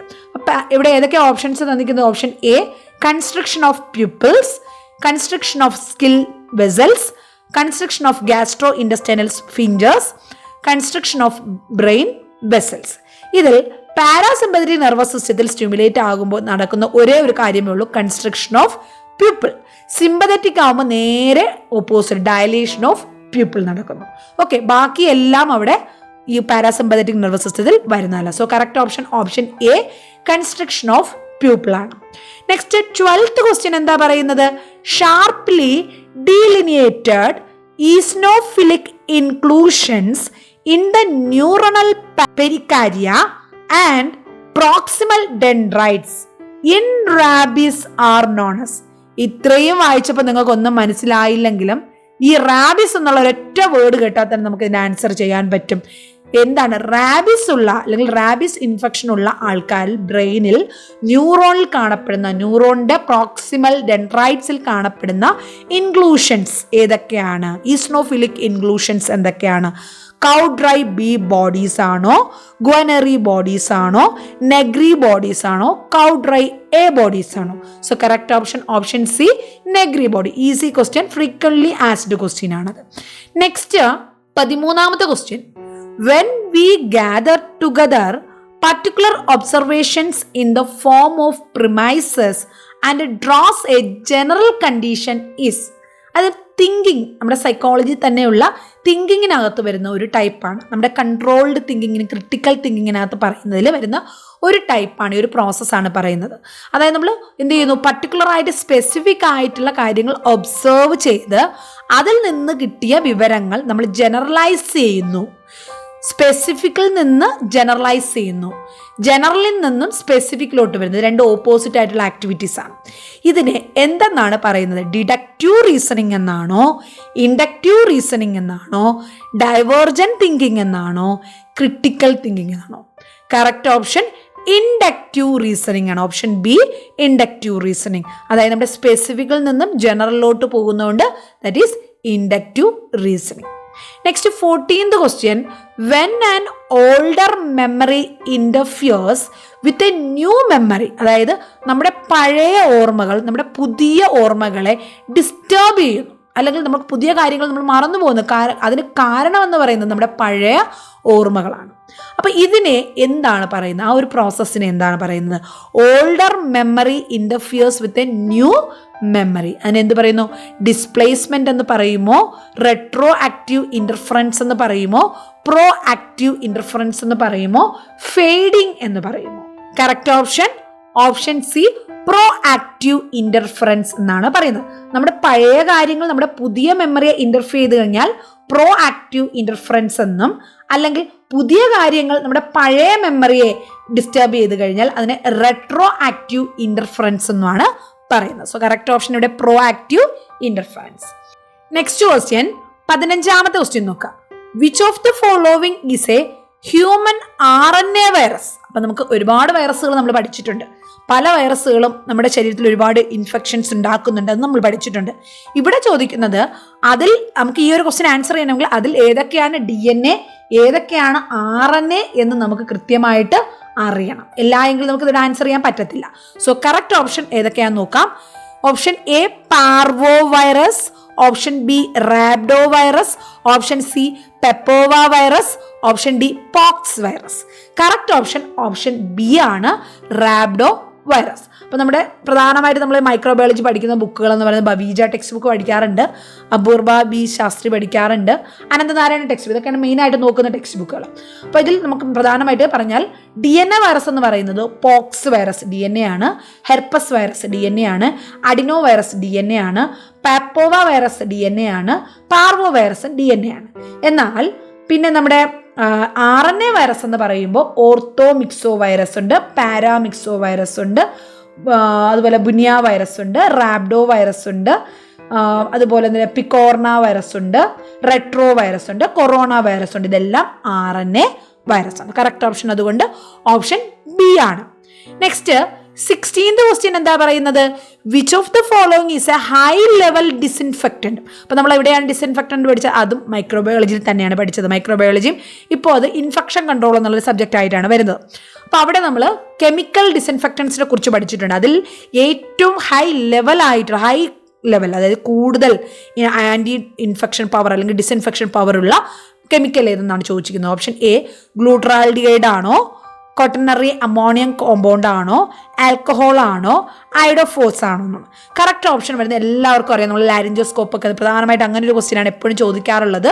ലാരിഞ്ചോസ്കോപ്പ് ഡിസിൻഫെക്റ്റ് ചെയ്യാൻ ഉപയോഗിക്കുന്ന സൊല്യൂഷൻ ഡിസിൻഫെക്റ്റൻ്റ് ഏതാണെന്ന് ചോദിച്ചാൽ ഗ്ലൂട്രാൽഡിഹൈഡ് ഉപയോഗിച്ചിട്ടാണ് നമ്മളവിടെ ഡിസിൻഫെക്റ്റൻ്റ് ചെയ്യുന്നത്. It is A high level disinfectant. So correct option option A glutaraldehyde ആണ് കേട്ടോ. നെക്സ്റ്റ് ക്വസ്റ്റ്യൻ 17th ക്വസ്റ്റ്യൻ എന്താ പറയുന്നത്?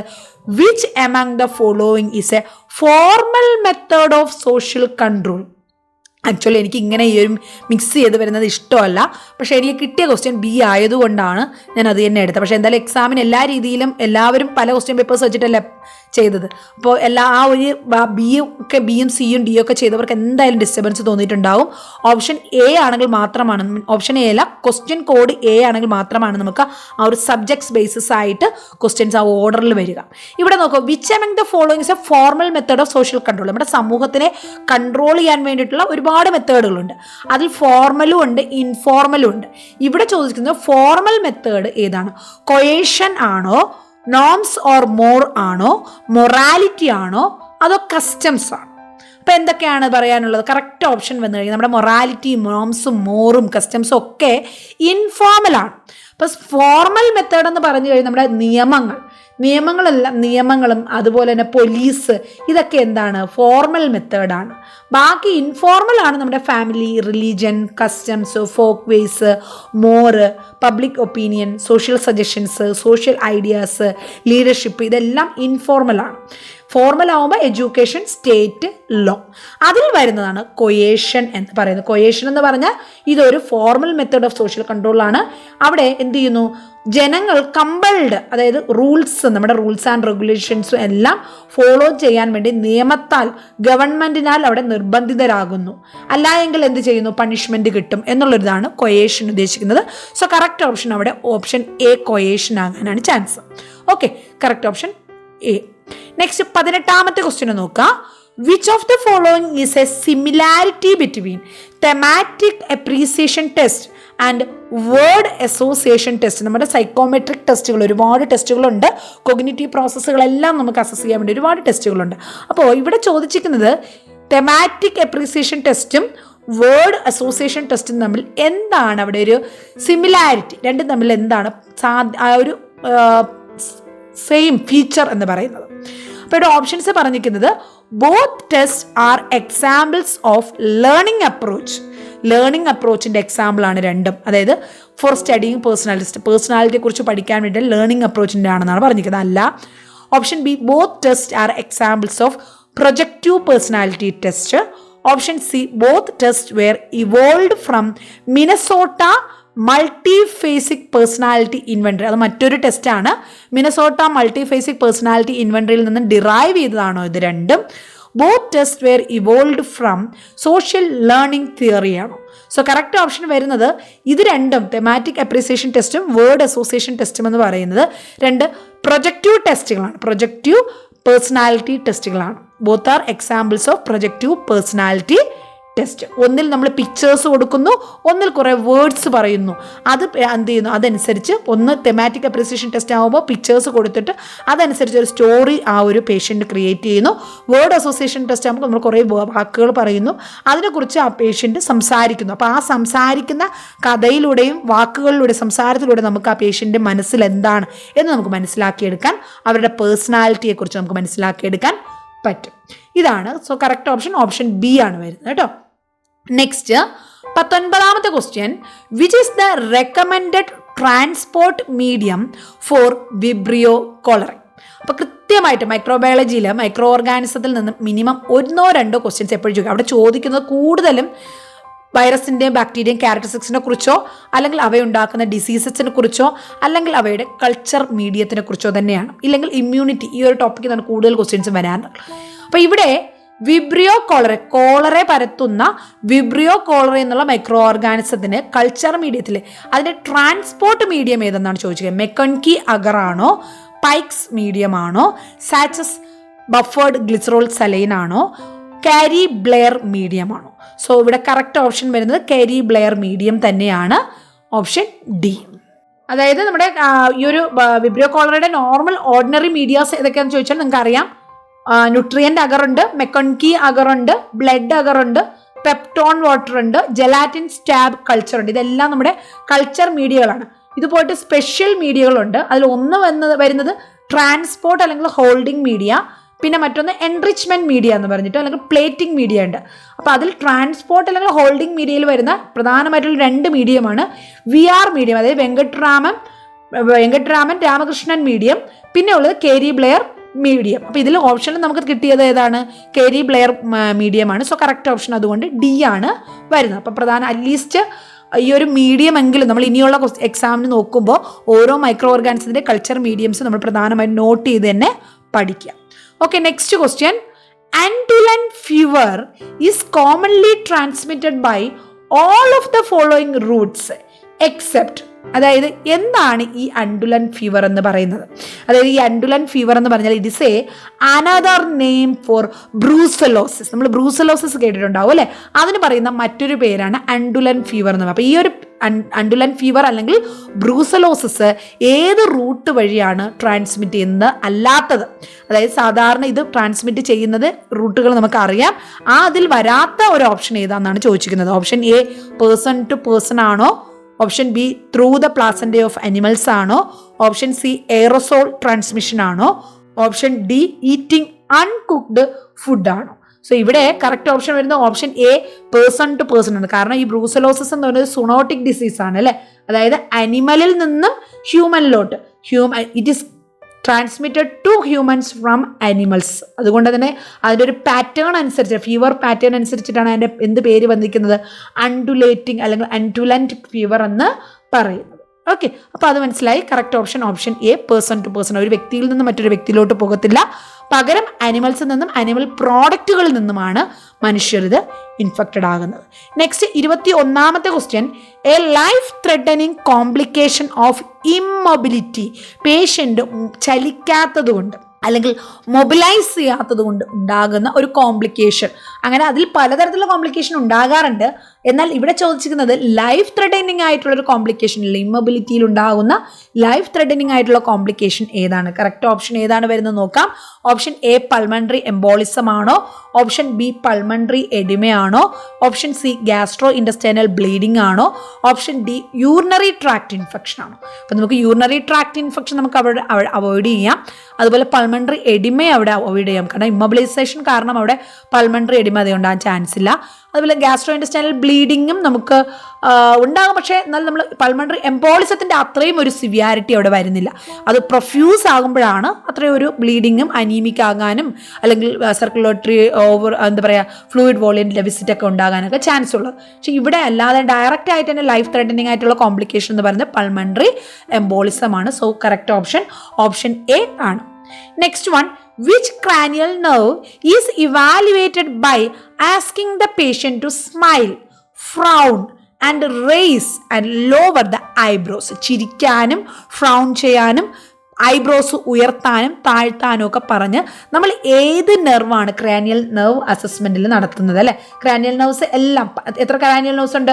12 ജോഡി ക്രാനിയൽ നെർവ്സ് നമുക്കുണ്ട്. അതിൽ ഓരോ ക്രാനിയൽ നെർവ്സും നമ്മൾ അസസ് ചെയ്യുന്ന രീതികൾ നമ്മൾ അറിഞ്ഞിരിക്കണം. അത് പ്രത്യേകിച്ച് ടൈം എടുത്ത് തന്നെ പഠിക്കുക. എന്താണ് ചെയ്യുന്നത്? ഓരോ ന്യൂറോളജിക്കൽ എക്സാമിനേഷൻ കംപ്ലീറ്റ് ആയിട്ട് പഠിക്കേണ്ടിയിരിക്കുന്നു.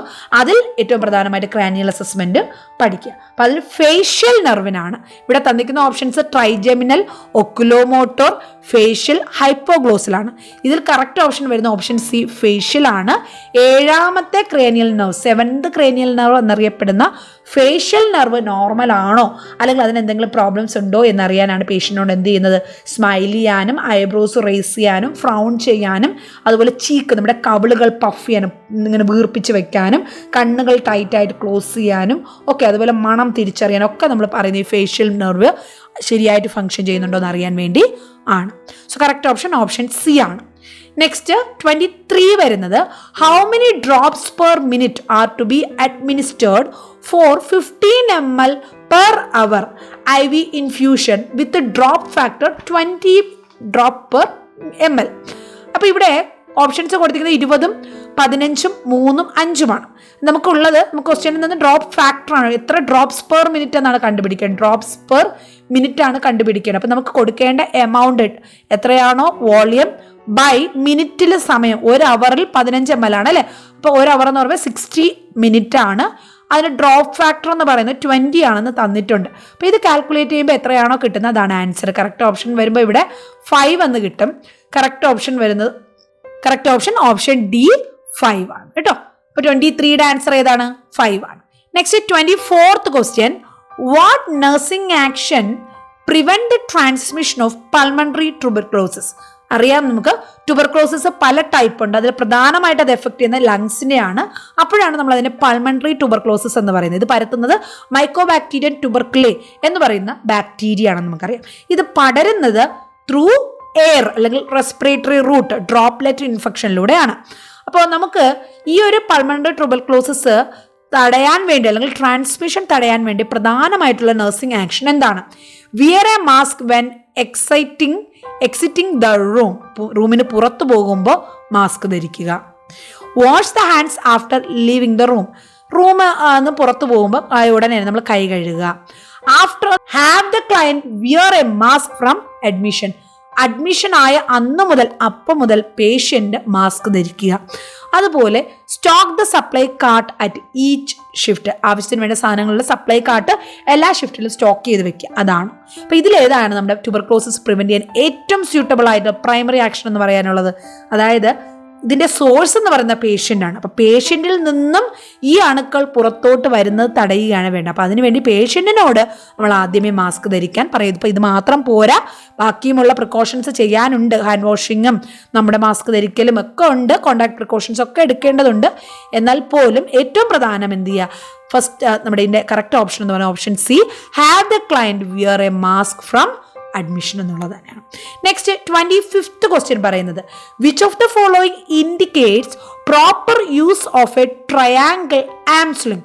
പലതരത്തിലുള്ള ബാൻഡേജുകളും സ്ലിങ്ങുകളും നമുക്കുണ്ട്. അപ്പോൾ അതിൽ ട്രയാങ്കിൾ ആം സ്ലിങ് എങ്ങനെയാണ് അതിൻ്റെ പ്രത്യേകത, അത് എന്താണ് കറക്റ്റാണ്, ഇതിൽ ഏത് ഓപ്ഷനാണ് കറക്റ്റായിട്ട് അത് സൂചിപ്പിക്കുന്നത്, അല്ലെങ്കിൽ പ്രോപ്പർ യൂസ് പറയുന്നത്? Option A, the sling extends to the proximal of the hand. കൈയിൻ്റെ ഏറ്റവും പ്രോക്സിമൽ വരെ എക്സ്റ്റെൻഡ് ചെയ്യുന്നതാണ് sling. Next, the elbow is kept flexed at 90 degree or more. 90 ഡിഗ്രിയോ അതിനേക്കാൾ കൂടുതലായിട്ട് എൽബോ ഫ്ലെക്സ് ചെയ്യുക. The sling is removed every 2 hours. ഓരോ 2 മണിക്കൂർ കഴിയുമ്പോഴും സ്ലിങ് റിമൂവ് ചെയ്യണം. The knot is placed on either side of the vertebrae of the neck.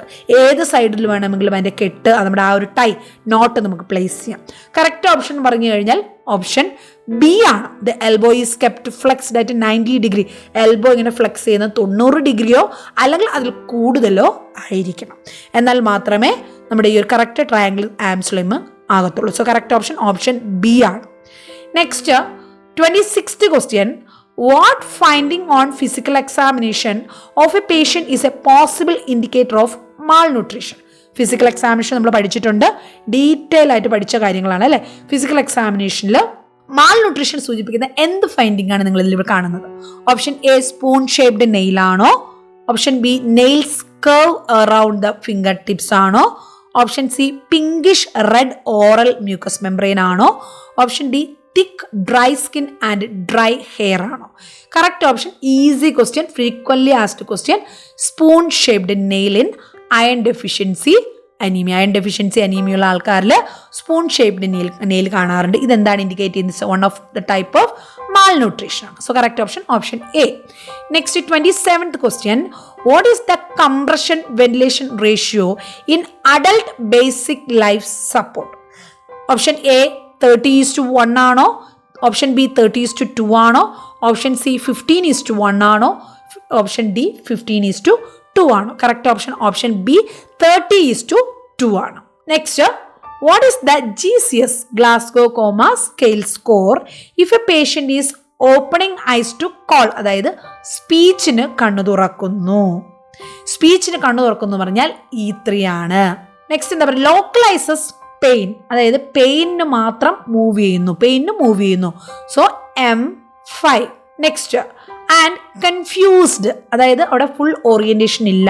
So V4. So correct option ഏതാ വരുന്നത്? Option B E3 M5 V4. 3 parameters ആണ് നമ്മളവിടെ check ചെയ്യുന്നത്. I response check ചെയ്യുന്നുണ്ട്, മോട്ടോർ റെസ്പോൺസ് ചെക്ക് ചെയ്യുന്നുണ്ട്, അതുപോലെ verbal റെസ്പോൺസും check ചെയ്യുന്നുണ്ട്. ഇവിടെ നമ്മുടെ സ്പീച്ചിന് മാത്രം സ്പോണ്ടേനിയസ്ലി ഓപ്പൺ ചെയ്യുന്നില്ല, കോളിന് അല്ലെങ്കിൽ സ്പീച്ചിന് മാത്രം ഓപ്പൺ ചെയ്യുന്നുണ്ട്. E3 ആണ്, അല്ലെങ്കിൽ E4 ആകണമായിരുന്നു, ഇവിടെ E3 ആണ് വരുന്നത്. നെക്സ്റ്റ്, ലോക്കലൈസസ് പെയിന് മാത്രം മൂവ് ചെയ്യുന്നുണ്ടെങ്കിൽ M5. വേദനയ്ക്ക് മൂവ് ചെയ്യുന്നില്ല, നമ്മൾ പറഞ്ഞ ഉടനെ മൂവ് ചെയ്യുന്നില്ല, അവിടെ വേദനയ്ക്ക് മൂവ് ചെയ്യുന്നുണ്ടെങ്കിൽ M5. അതുപോലെ കൺഫ്യൂസ്ഡ് ആണെങ്കിൽ അവിടെ എന്താണ്, അത് അല്ലെങ്കിൽ നമ്മുടെ സ്പോണ്ടേനിയസ്ലി മൂവ് ചെയ്തിരുന്നെങ്കിൽ M6 ആണ് വരേണ്ടിയിരുന്നത്, അത് M5 ആയിട്ട് കുറഞ്ഞു. എന്നാൽ ഇവിടെ നല്ല എന്താ പറയുക, ക്ലിയർ ആയിട്ടുള്ള രീതിയിലല്ല, ഇവിടെ കൺഫ്യൂസ്ഡ് ആയിട്ടുള്ള സ്പീച്ച് ആയതുകൊണ്ട് V5 നിന്ന് മാറി V4 ആയിട്ട് മാറി. So correct option option B E3 M5 V4. Next 29th question, interpret the ABG values pH 7.35. It is normal അല്ലേ? നമുക്ക് കാണുമ്പോൾ തന്നെ അറിയാം നോർമൽ. അപ്പോൾ തന്നെ നമുക്ക് മനസ്സിലായി ഇറ്റ് ഈസ് ഫുള്ളി കോമ്പൻസേറ്റഡ് ആയിട്ടുള്ള 2 ഓപ്ഷൻ നമുക്കിവിടെ ഉള്ളൂ. ബാക്കി 2 ഓപ്ഷൻ നമുക്ക് അപ്പോൾ തന്നെ അവോയ്ഡ് ചെയ്യാൻ പറ്റും. കൊടുത്തിരിക്കുന്നത് PaCO2 49%, bicarbonate 30 milli equivalent per ഡെസിലിറ്ററും ആണ്. അപ്പോൾ ഇതിൽ നിന്ന് ഇത് റെസ്പിറേറ്ററി ആസിഡോസിസ് കോമ്പൻസേറ്റഡ് ആണോ, റെസ്പിറേറ്ററി ആസിഡോസിസ് പാർഷ്യലി കോമ്പൻസേറ്റഡ് ആണോ, മെറ്റബോളിക് ആസിഡോസിസ് കോമ്പൻസേറ്റഡ് ആണോ, മെറ്റബോളിക് ആസിഡോസിസ് പാർഷ്യലി കോമ്പൻസേറ്റഡ് ആണോ എന്നാണ് ചോദിച്ചിരിക്കുന്നത്. കറക്റ്റ് ഓപ്ഷൻ ആണ് വരുന്നത് ഇവിടെ റെസ്പിറേറ്ററി ആസിഡോസിസ് കോമ്പൻസേറ്റഡ് ആണ്. അതായത് ഇവിടെ നോക്കിയേ, റെസ്പിറേറ്ററി അസിഡോസിസ് കോമ്പൻസേറ്റ്, കാരണം റെസ്പിറേറ്ററി അസിഡോസിസ് അതായത് PaCO2 ഇവിടെ കൂടുതലാണ്, അത് കോമ്പൻസേറ്റ് ചെയ്യാൻ വേണ്ടി, ഇത് കാരണം നമ്മുടെ pH വേരിയേഷൻ ഉണ്ടായിരിക്കണം, അത് കോമ്പൻസേഷൻ ചെയ്യാൻ വേണ്ടി, ആ അസിഡോസിസ് മാറ്റാൻ വേണ്ടിയിട്ട് ബൈകാർബണേറ്റ് അവിടെ നോർമലിനേക്കാൾ കൂടി, അങ്ങനെ കൂടി അത് എന്ത് ചെയ്തു, കറക്റ്റ് ചെയ്തു, കോമ്പൻസേറ്റ് ചെയ്തു, റെസ്പിറേറ്ററി അസിഡോസിസ് കോമ്പൻസേറ്റ് ചെയ്തു. സോ കറക്റ്റ് ഓപ്ഷൻ A ആണ് വരുന്നത്. Next one, 30th question, the gradual decrease of bodies temperature after death. അതായത് ഒരു വ്യക്തി, ഒരു മനുഷ്യൻ മരിച്ചു കഴിഞ്ഞാൽ, മനുഷ്യനോ മൃഗമോ എന്തു തന്നെ ആകട്ടെ, മരിച്ചു കഴിഞ്ഞാൽ എന്ത് ചെയ്യും, ബ്ലഡ് സപ്ലൈ ഇല്ലാതാകുന്നു, ബ്ലഡ് സപ്ലൈ അവിടെ ആ ഒരു ഫ്ലോ ഇല്ലാതാകുമ്പോൾ ടെമ്പറേച്ചർ അവിടെ കുറയും, ശരീരത്തിൻ്റെ ടെമ്പറേച്ചർ അവിടെ കുറയുന്നു. ആഫ്റ്റർ ഡെത്ത് ബോഡി ടെമ്പറേച്ചർ ഇങ്ങനെ കുറയുന്നതിന് എന്താണെന്നാണ് പറയുന്നത്? ലൈവർ മോർട്ടിസ് ആണോ, ആൽഗർ മോർട്ടിസ് ആണോ, റൈഗർ മോർട്ടിസ് ആണോ, ഹൈപ്പോമോർട്ടിസ് എന്നാണ് പറയുന്നത്? കറക്റ്റ് ഓപ്ഷൻ ഏതാണ് വരുന്നത്? ഓപ്ഷൻ ബി, ആൽഗർ മോർട്ടിസ് എന്നാണ് പറയുന്നത്. അപ്പോൾ ലൈവർ മോർട്ടിസ് എന്താണ് പറയുന്നത്? ഡെത്ത് കളറാണ്, അതിനെയാണ് ലൈവർ മോർട്ടിസ് എന്ന് പറയുന്നത്. Pooling of blood in tissues after death, അതിന് ലൈവർ മോർട്ടിസ് എന്ന് പറയുന്നു. നെക്സ്റ്റ്, ഡെത്ത് കഴിഞ്ഞ് സ്റ്റിഫ് ആകുന്നു, stiffening of skeletal muscles after death, ഇതിനെ റൈഗർ മോർട്ടിസ് എന്ന് പറയുന്നു. ആ ഒരു ചൂട് കുറഞ്ഞ് തണുക്കുന്ന cooling of the body after ഡെത്തിനെ ആൽഗർ മോർട്ടിസ് എന്നാണ് പറയുന്നത്. സോ കറക്റ്റ് ഓപ്ഷൻ ബി ആണ്, ആൽഗർ മോർട്ടിസ്. ഇത് ഫ്രീക്വൻലി ചോദിച്ചിട്ടുള്ള ക്വസ്റ്റ്യൻസ് ആണ്. Next question, the capacity of an infectious agent to invade, survive and multiply in a host is called. ഒരു infectious agent ഒരു ശരീരത്തിൽ കയറുകയും അവിടെ നിലനിൽക്കുകയും അവിടെ മൾട്ടിപ്ലൈ ചെയ്യുകയും ചെയ്യുന്നു. ഇതിനെ കണ്ടാമിനേഷൻ എന്ന് പറയുമോ, പെത്തോജനിസിറ്റി എന്ന് പറയുമോ, വിരുലൻസ് എന്ന് പറയുമോ, ഇൻഫെക്ടിവിറ്റി എന്ന് പറയുമോ? ഇവിടെ കൺഫ്യൂഷൻ വരുന്ന 2 വേർഡേ ഉള്ളൂ, ബിയും സിയും. പെത്തോജനിസിറ്റി ആണോ, വിരുലൻസ് ആണോ? വിരുലൻസ് എന്ന് പറഞ്ഞു കഴിഞ്ഞാൽ it's A degree of disease. ഒരു ഡിസീസ് ഉണ്ടാകുമ്പോൾ അതിൻ്റെ ആ ഒരു ലെവൽ, എത്ര ലെവൽ വരെയാണ് ആ ഒരു ഡിസീസ് ഉണ്ടാകുന്നത്, എത്ര സിവിയർ ആണോ മൈൽഡ് ഇൽനെസ് ആണോ ഉണ്ടാകുന്നത്, അതാണ് ഇവിടെ നമ്മുടെ വിരുലൻസ് എന്ന് പറയുന്നത്. എന്നാൽ ഒരു ഇൻഫെക്ഷ്യസ് ഏജന്റിനെ സർവൈവ് ചെയ്ത് മൾട്ടിപ്ലൈ ചെയ്യാൻ പറ്റുന്നതിനെ പെത്തോജനിസിറ്റി എന്നാണ് പറയുന്നത്. So correct option B, pathogenicity. Next 32, question number 32 എന്താ പറയുന്നത്? എക്സ്പെക്റ്റഡ് ഫ്രീക്വൻലി ആസ്ഡ് ക്വസ്റ്റ്യൻസ് തന്നെയാണ് ഇതെല്ലാം. ന്യൂമോകോണിയോസിസ്, ന്യൂമോ എന്ന് പറയുമ്പോൾ തന്നെ നമുക്കറിയാം എന്താണ് റിലേറ്റഡ് ടു ലങ്സ് ആണ്. Pneumoconiosis due to inhalation of cotton dust, അതായത് നമ്മുടെ ഒക്യുപ്പേഷണൽ ഡിസീസസിനകത്ത് വരുന്നതാണ്. പലതരത്തിലുള്ള ഒക്യുപ്പേഷണൽ ഡിസീസ് നമ്മൾ പഠിച്ചിട്ടുണ്ട്. അതിൽ കോട്ടൺ ഡസ്റ്റ് അലർജി കാരണം ഉണ്ടാകുന്ന ഒരു ഒക്യുപ്പേഷണൽ ഡിസീസ് ഏതാണ്? അത് സിലിക്കോസിസ് ആണോ, ബൈസിനോസിസ് ആണോ, ബാഗസോസിസ് ആണോ, സിഡ്രോസിസ് ആണോ? ഇത്ര മാത്രമല്ല, ഒരുപാട് ഡിസീസസ് ഉണ്ട്. ആന്ത്രക്കോസിസ് ഉണ്ട്, സിലിക്കോസിസ് ഉണ്ട്, ആസ്ബറ്റോസിസ് ഉണ്ട്, ബാഗോസിസ് ഉണ്ട്, ടുബോക്കോസിസ് ഉണ്ട്, ഫാർമേഴ്സ് ലങ് ഉണ്ട്, അങ്ങനെ പലതരത്തിലുള്ള ഡിസീസ് ഉണ്ട് കേട്ടോ. ഇവിടെ കോട്ടൺ ഡസ്റ്റ് കാരണമാണെങ്കിൽ ഉണ്ടാകുന്നത് ഏതായിരിക്കും? കറക്റ്റ് ഓപ്ഷൻ ബി, ബൈസിനോസിസ് ആണ്.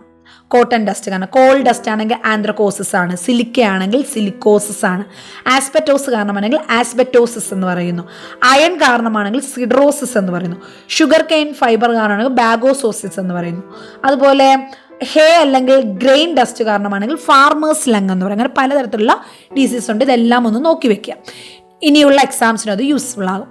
Next 33, the cabinet temperature maintained in ILR. Okay, അതായത് നമ്മുടെ ഐസ് ലൈൻഡ് റെഫ്രിജറേറ്റർ, അതാണ് ILR എന്ന് പറയുന്നത്. ഐസ് ലൈൻഡ് റെഫ്രിജറേറ്റർ എവിടെയാണ് നമ്മളിത് പഠിക്കുന്നത്?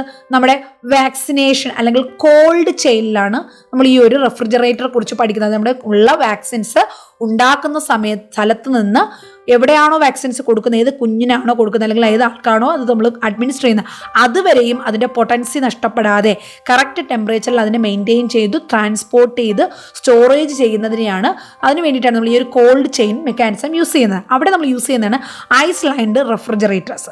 അപ്പോൾ ഈ ഒരു ഐസ് ലൈൻഡ് റെഫ്രിജറേറ്ററിൻ്റെ ഉള്ളിലുള്ള ക്യാബിനറ്റിൻ്റെ ടെമ്പറേച്ചർ എത്രയായിരിക്കണം? ഓപ്ഷൻസ് 2 to 8 ആണോ, -4 to +4 ആണോ, -14 to -20 ആണോ, +8 to +14 ആണോ? കറക്റ്റ് ഓപ്ഷൻ എ ആണ്, 2 to 8 degrees Celsius. Next 34, question number 34. Post coital contraception is recommended within. അതായത് ഇതും ഈസി ആയിട്ട് ഇമ്പോർട്ടൻ്റ് ആണ്, ഒരുപാട് തവണ ചോദിച്ചിട്ടുള്ള ക്വസ്റ്റ്യനുമാണ്.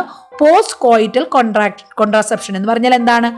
ഇന്റർകോഴ്സ് കഴിഞ്ഞതിന് ശേഷം എടുക്കുന്ന കോൺട്രാസെപ്ഷൻ അത് എഫക്റ്റീവ് ആകണമെങ്കിൽ വിത്തിൻ എ ഷോർട്ട് ടൈം, എത്ര മണിക്കൂറുകൾക്കുള്ളിൽ ആ ഒരു കോൺട്രാസെപ്ഷൻ എടുത്തിരിക്കണം. അപ്പോൾ അത് ഞാൻ ചോദിക്കുന്നത് ഇവിടെ ഓപ്ഷൻസ് പറഞ്ഞിരിക്കുന്നത് ഓപ്ഷൻ എ 96 hours അൺപ്രൊട്ടക്റ്റഡ് ഇന്റർകോഴ്സിന് കഴിഞ്ഞ് 96 hours അൺപ്രൊട്ടക്റ്റഡ് ഇന്റർകോഴ്സിന് ശേഷം 72 hours 48 hours 24 hours? That is 3 days. 3 days എന്ന് പറഞ്ഞാൽ ഓപ്ഷൻ ബി 72 hours ആണ്. Next 35. The recommended caloric requirement of 2-year-old child, that is from nutrition എന്നുള്ള ചില ക്വസ്റ്റ്യൻസ് ഇവിടെ ഉണ്ടായിരുന്നു. ഇവിടെ ചോദിച്ചത് 2 വയസ്സുള്ള കുട്ടിക്ക്, എല്ലാ പ്രായത്തിലുമുള്ള ആൾക്കാർക്ക് ഒരുപോലെയുള്ള കലോറിയും ഒരുപോലെയുള്ള പ്രോട്ടീനും ഒന്നുമല്ല വേണ്ടത്. അപ്പോൾ ഇവിടെ 2 വയസ്സുള്ള കുട്ടിക്ക് 1000 kcal ആണോ ഒരു ദിവസം വേണ്ടത്, 1100 ആണോ, 1200 ആണോ, അതോ 1300 ആണോ? സോ കറക്റ്റ് ഓപ്ഷൻ വരുന്നു 2 വയസ്സ് വരെ 1000 kcal ആണ്. പെർ ഡേ 1000 kcal എനർജി ആണല്ലോ, കലോറിക് റിക്വയർമെന്റ് ആണ് അവിടെ വരുന്നത്. Next easy question, repeatedly asked question. Rate of energy supply of protein. ഒരു പ്രോട്ടീനിൽ നിന്നും എത്ര എനർജി നമുക്ക് അവിടെ കിട്ടും? പ്രോട്ടീൻ എനർജി സോഴ്സ് എന്ന് പറയുന്നത് എന്തൊക്കെയുണ്ട്? പ്രോട്ടീൻ ഉണ്ട്, ഫാറ്റ് ഉണ്ട്, കാർബോഹൈഡ്രേറ്റ് ഉണ്ട് അല്ലേ? അപ്പോൾ ഒരു പ്രോട്ടീനിൽ നിന്ന് എത്ര കിലോ കലോറി എനർജിയാണ് കിട്ടുന്നത്? 4 ആണോ, 7 ആണോ, 9 ആണോ, 12 ആണോ? കറക്റ്റ് ഓപ്ഷൻ വരുന്നത് ഓപ്ഷൻ എ 4 ആണ്. പ്രോട്ടീനിൽ നിന്ന് 4, ഫാറ്റിൽ നിന്നാണ് 9 ഉണ്ടാകുക, കാർബോഹൈഡ്രേറ്റിൽ നിന്ന് 4 ആണ്. റിപ്പീറ്റഡ്ലി ചോദിച്ചിട്ടുള്ളത് നിങ്ങൾക്ക് എല്ലാവർക്കും അറിയായിരിക്കും. അടുത്തതും മറ്റൊരു ഈസി ക്വസ്റ്റ്യൻ ആണ്. Which among the following is the mode of intervention for secondary prevention? Levels of prevention, primordial prevention ഉണ്ട്, primary prevention ഉണ്ട്, secondary prevention ഉണ്ട്, tertiary prevention ഉണ്ട്. ഇതിൽ ഓരോ ആക്ടിവിറ്റീസ് ഉണ്ട് അല്ലേ? പ്രിമോഡിയൽ എന്ന് പറയുമ്പോൾ നമ്മുടെ റിസ്ക് ഫാക്ടേഴ്സിനെ തന്നെ നമ്മൾ എഫക്റ്റ് ചെയ്യാതെ അവയെ അവോയ്ഡ് ചെയ്യാൻ വേണ്ടിയിട്ടുള്ളതാണ്. എന്നാൽ പ്രൈമറി പ്രിവെൻഷൻ എന്ന് പറഞ്ഞാൽ നമ്മുടെ ഹെൽത്ത് ഇംപ്രൂവ് ചെയ്യുക, സ്പെസിഫിക് പ്രൊട്ടക്ഷൻസ് എടുക്കുക എന്നുള്ളതാണ്. സെക്കൻഡറി എന്ന് പറഞ്ഞാൽ ഡിസീസസ് എത്രയും പെട്ടെന്ന് ഡയഗ്നോസ് ചെയ്യുക, ട്രീറ്റ് ചെയ്യുക. ടെർഷറി എന്ന് പറഞ്ഞാൽ അവിടെ ഡിസബിലിറ്റി ലിമിറ്റേഷനും റീഹാബിലിറ്റേഷനും അല്ലേ? അപ്പോൾ ഇവിടെ കറക്റ്റ് ഓപ്ഷൻ ഏതാണ്? സെക്കൻഡറി പ്രിവെൻഷനിൽ എപ്പോഴും ഞങ്ങൾക്ക് പറയാറുണ്ട്, ഒരു ക്വസ്റ്റ്യൻ എപ്പോഴും PSCയിൽ ലെവൽസ് ഓഫ് പ്രിവെൻഷൻ ചോദിക്കാറുണ്ട്. So correct option D, yearly diagnosis and treatment. ഇപ്പോൾ കുറേ ക്വസ്റ്റ്യൻസ് നമ്മൾ റിപ്പീറ്റഡ് ആയിട്ടുള്ള ക്വസ്റ്റ്യൻസ് കണ്ടില്ലേ? അപ്പോൾ ഈ റിപ്പീറ്റഡ് ആയിട്ടുള്ള ചോദിച്ചിട്ടുള്ള ക്വസ്റ്റ്യൻസ് എല്ലാം കറക്റ്റായിട്ട് ആൻസർ ചെയ്തവരാരും ടെൻഷൻ ആകേണ്ട കാര്യമില്ല. ടഫായിട്ട് വന്ന ക്വസ്റ്റ്യൻസ് എല്ലാം എല്ലാവർക്കും ടഫായിട്ടുണ്ട്. ഈ ഒരു ഈസി ആയിട്ടുള്ള നമ്മൾ കൂടുതലായിട്ട് ഫോളോ ചെയ്ത് പഠിക്കുന്ന ക്വസ്റ്റ്യൻസ് എല്ലാം നിങ്ങൾ കറക്റ്റായിട്ട് ആൻസർ ചെയ്തിട്ടുണ്ടെങ്കിൽ നിങ്ങൾക്ക് നല്ല മാർക്ക് തന്നെ കിട്ടും. Next 38th question. A child can draw A complete rectangle at. ഒരു കുഞ്ഞ് ജനിച്ച് ഓരോ മാസവും ഇങ്ങനെ ഡെവലപ്പ് ചെയ്ത് വന്ന് ഓരോ കാര്യങ്ങൾ ഡെവലപ്പ് ചെയ്യുന്നു. അപ്പോൾ അതിൽ മോട്ടോർ സ്കിൽസിലാണ് കുഞ്ഞുങ്ങൾ വരയ്ക്കാനും എഴുതാനും പഠിച്ചു തുടങ്ങുന്നത്. അതിൽ ഫൈൻ മോട്ടോർ സ്കിൽസിൽ അതിൽ ഏത് പ്രായത്തിലാണ് റെക്ടാങ്കിൾ വരയ്ക്കാൻ പഠിക്കുന്നത്? അതായത് റെക്ടാങ്കിൾ അല്ലെങ്കിൽ സ്ക്വയർ ഒക്കെ വരയ്ക്കാൻ പഠിക്കുന്നത് ഏത് പ്രായമാണ്? 2 വയസ്സാണോ, 3 വയസ്സാണോ, 4 വയസ്സാണോ, 5 വയസ്സാണോ? കറക്റ്റ് ഓപ്ഷൻ സി 4 വയസ്സാണ്. കുഞ്ഞുങ്ങൾ 4 വയസ്സാകുമ്പോഴാണ് റെക്ടാങ്കിൾ അല്ലെങ്കിൽ സ്ക്വയർ വരയ്ക്കാൻ പഠിക്കുന്നത്. അപ്പോൾ ആക്ച്വലി 2 വയസ്സാകുമ്പോൾ സിംഗിൾ ലൈൻ ഇങ്ങനെ താഴോട്ട് വരയ്ക്കാൻ പഠിക്കും. 2.5 വയസ്സാകുമ്പോൾ ഇങ്ങനെ ഹൊറിസോണ്ടൽ ലൈൻ വരയ്ക്കാൻ പഠിക്കും. 3 വയസ്സാകുമ്പോൾ സർക്കിൾ വരയ്ക്കും. 3.5-4 വയസ്സാകുമ്പോൾ നമ്മുടെ ഈ ഒരു ക്രോസ് ഒക്കെ വരയ്ക്കാൻ പഠിക്കുന്നു. 4 വയസ്സാകുമ്പോൾ സ്ക്വയറും റെക്ടാങ്കിളും ഒക്കെ വരയ്ക്കുന്നു. 4.5 വയസ്സാകുമ്പോൾ സ്ലാൻഡിങ് ലൈൻ വരയ്ക്കാൻ തുടങ്ങും. പിന്നെ 4 വയസ്സ് കഴിഞ്ഞ് പിന്നെ ഇവിടെ 5 വയസ്സൊക്കെ ആവാറാകുമ്പോൾ നമ്മുടെ ഇൻറ്റു പോലെയുള്ളതൊക്കെ ഇടാൻ പഠിക്കും. അടുത്ത 5 വയസ്സ് 3 മാസമൊക്കെ കഴിയുമ്പോഴത്തേക്ക് എന്തായാലും ട്രയാങ്കിളൊക്കെ വരയ്ക്കാൻ പഠിക്കുന്നു. അപ്പോൾ ഇതാണ് ഒരു ഡെവലപ്മെന്റ് എന്ന് പറയുന്നത്. അപ്പോൾ അതെല്ലാം ഒന്ന് നോക്കി വെക്കുക. കറക്റ്റ് ഓപ്ഷൻ സി 4 years ആണ്. നെക്സ്റ്റ് 39ാമത്തെ question, vitamin that promotes absorption of iron. Easy question, many time asked, frequently asked question. Iron tablets കഴിക്കുമ്പോൾ മറ്റൊരു വിറ്റാമിൻ കൂടെ നമ്മൾ കഴിക്കണമെന്ന് പറയുന്നു, അല്ലെങ്കിൽ ആ വിറ്റാമിൻ അടങ്ങിയ ആഹാരങ്ങൾ നമ്മൾ കഴിക്കണമെന്ന് പറയുന്നു. എന്തിനു വേണ്ടിയിട്ടാണ്? അയൺ അബ്സോർബ് ചെയ്യണമെങ്കിൽ ഈ വിറ്റാമിൻ വേണം, അല്ലെങ്കിൽ അയണിൻ്റെ അബ്സോർപ്ഷൻ ഇത് കൂട്ടുന്നു. സോ അത് ഏത് വിറ്റാമിനാണ്? വിറ്റാമിൻ ഇ ആണോ, ഡി ആണോ, എ ആണോ, സി ആണോ? Correct option D, vitamin C. ഇപ്പം തന്നെ പഠിച്ചോളൂ, അയണിൻ്റെ അബ്സോർപ്ഷന് വിറ്റാമിൻ സി നമുക്ക് വേണം. നെക്സ്റ്റ് 40ാമത്തെ question, which among the following is a viral foodborne infection? Viral food borne infection, പലതരത്തിലുള്ള ഫുഡ് ബോൺ ഇൻഫെക്ഷൻ നമ്മൾ പഠിച്ചിട്ടുണ്ട്. അതിൽ വൈറസ് കാരണം ഉണ്ടാകുന്ന ഫുഡ് ബോൺ ഇൻഫെക്ഷൻ ഏതെന്നാണ് ചോദിച്ചിരിക്കുന്നത്. ടൈഫോയിഡ് ഫീവർ ആണോ, സാൽമണലിസിസ് ആണോ, അമീബിയാസിസ് ആണോ, ഗ്യാസ്ട്രോ എൻട്രൈറ്റിസ് ആണോ? കറക്റ്റ് ഓപ്ഷൻ വരുന്ന ഓപ്ഷൻ സി, ഗ്യാസ്ട്രോ എൻട്രൈറ്റിസ് ആണ്. കാരണം ബാക്കി പറഞ്ഞിരിക്കുന്നതെല്ലാം ബാക്ടീരിയാസും പാരസൈറ്റും ഒക്കെ പരത്തുന്ന ഇൻഫെക്ഷൻ, ഫുഡ് ബോൺ ഇൻഫെക്ഷൻസ് തന്നെയാണ്. പക്ഷെ അത് നമ്മുടെ മറ്റു മൈക്രോ ഓർഗാനിസം, വൈറസ് കാരണമല്ല. പക്ഷെ എന്നാൽ റൊട്ടാ വൈറസും നോവോ വൈറസും ഒക്കെ പരത്തുന്ന ഒരു വൈറൽ ഫുഡ് ബോൺ ഇൻഫെക്ഷനാണ് gastro enteritis. Correct option C ആണ്. നെക്സ്റ്റ് 41ാമത്തെ ക്വസ്റ്റ്യൻ, പേഷ്യന്റ് വിത്ത് റാബ്ഡോമയോലൈസിസ് ഉള്ള പേഷ്യന്റിന് എന്ത് ഡെവലപ്പ് ചെയ്യാനാണ് ചാൻസ് കൂടുതൽ? എന്താണ് ഈ ഒരു റാബ്ഡോമയോലൈസിസ് എന്ന് പറഞ്ഞാൽ അറിയാമോ നിങ്ങൾക്ക്? റാബ്ഡോമയോലൈസിസ് എന്ന് പറഞ്ഞാൽ it's a serious condition where damaged skeletal muscle breaks down rapidly releasing its content in to blood stream. അതായത് നമ്മുടെ നശിച്ചു പോയ മസിലുകൾ, especially skeletal muscles break down ആയിട്ട് അതിൻ്റെ കണ്ടന്റ് എങ്ങോട്ട് ഡിസ്ചാർജ് ആകുന്നു? ബ്ലഡ് സ്ട്രീമിലോട്ട് വരുന്നു. അപ്പോൾ ഈ ബ്ലഡ് നമ്മുടെ ശരീരത്തിൽ ഫുള്ളായിട്ട് ഒഴുകുകയാണ്. അപ്പോൾ നമ്മുടെ ശരീരത്തിൽ എല്ലാ ഭാഗത്തൂടെ ഇത് ഒഴുകുമ്പോൾ ഇത് ഏത് ഓർഗനെ ആയിരിക്കും പെട്ടെന്ന് ഡാമേജ് ചെയ്യുക?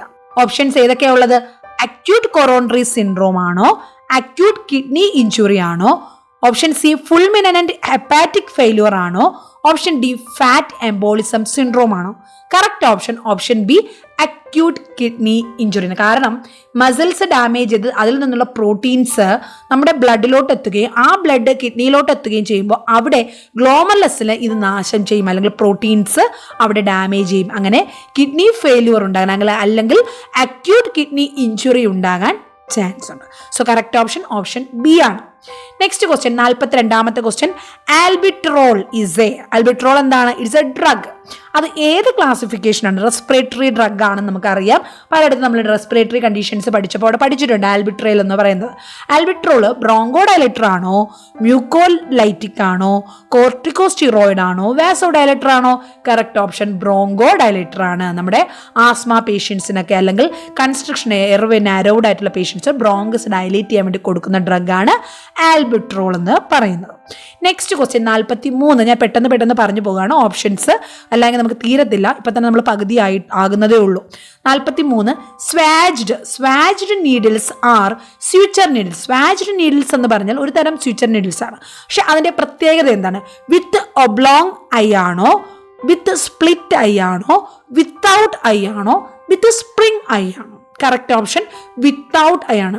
നമ്മുടെ സാധാരണയുള്ള നീഡിലിനേക്കാളും ഇതിൻ്റെ പ്രത്യേക ഫ്യൂച്ചർ നീഡിൽ ഐഡ് നീഡിലും സ്വാജ്ഡ് നീഡിലും എന്നുള്ള മെയിനായിട്ട് 2 ക്ലാസിഫിക്കേഷൻ ഉണ്ട്. ഐഡ് നീഡ് എന്ന് പറഞ്ഞാൽ കുറച്ചുകൂടി ട്രോമാറ്റിക് ആയിട്ടുള്ളതാണ്. എന്നാൽ സ്വാജ്ഡ് നീഡിൽ എന്ന് പറഞ്ഞാൽ അവിടെ എന്തില്ല? ഐ ഇല്ല, അവിടെ ഹോളുള്ള ഐ ഇല്ലാത്തത് കൊണ്ട് നമുക്ക് എന്ത് ചെയ്യാം? സ്വിച്ചർ നമുക്ക് ലെസ് ട്രോമാറ്റിക് ആയിട്ട് ചെയ്യാൻ പറ്റും. So do not hold swaged end of the needle with needle drivers. Okay, next question 44. NIHSS is a scale that is used to assess. അതായത് NIHSS എന്നുള്ള ഈ സ്കെയിൽ, NIHSS എന്ന് പറഞ്ഞാൽ എന്താണ്? National institute of health stroke scale എന്നാണ്. അപ്പോൾ അതിൻ്റെ full form അറിയാമെങ്കിൽ തന്നെ നമുക്ക് ഈ ഒരു ആൻസർ കിട്ടും. National institute of health stroke scale ഇതെന്തിനാണ് യൂസ് ചെയ്യുന്നത്? Outcome of patients with stroke ആണോ, അതോ health status of patients with sepsis ആണോ, outcome of patients with shock syndrome ആണോ, health status of patients with spinal surgery ആണോ? Correct option A, outcome of patients with stroke. Next question, scleral buckling is done as the management. It's a surgery. Okay, നമ്മുടെ കണ്ണിനുള്ള ഒരു സർജറിയാണ് scleral buckling എന്ന് പറയുന്നത്. ഇത് ഏത് ഡിസീസിന്റെ മാനേജ്മെന്റിനാണ് use ചെയ്യുന്നത്?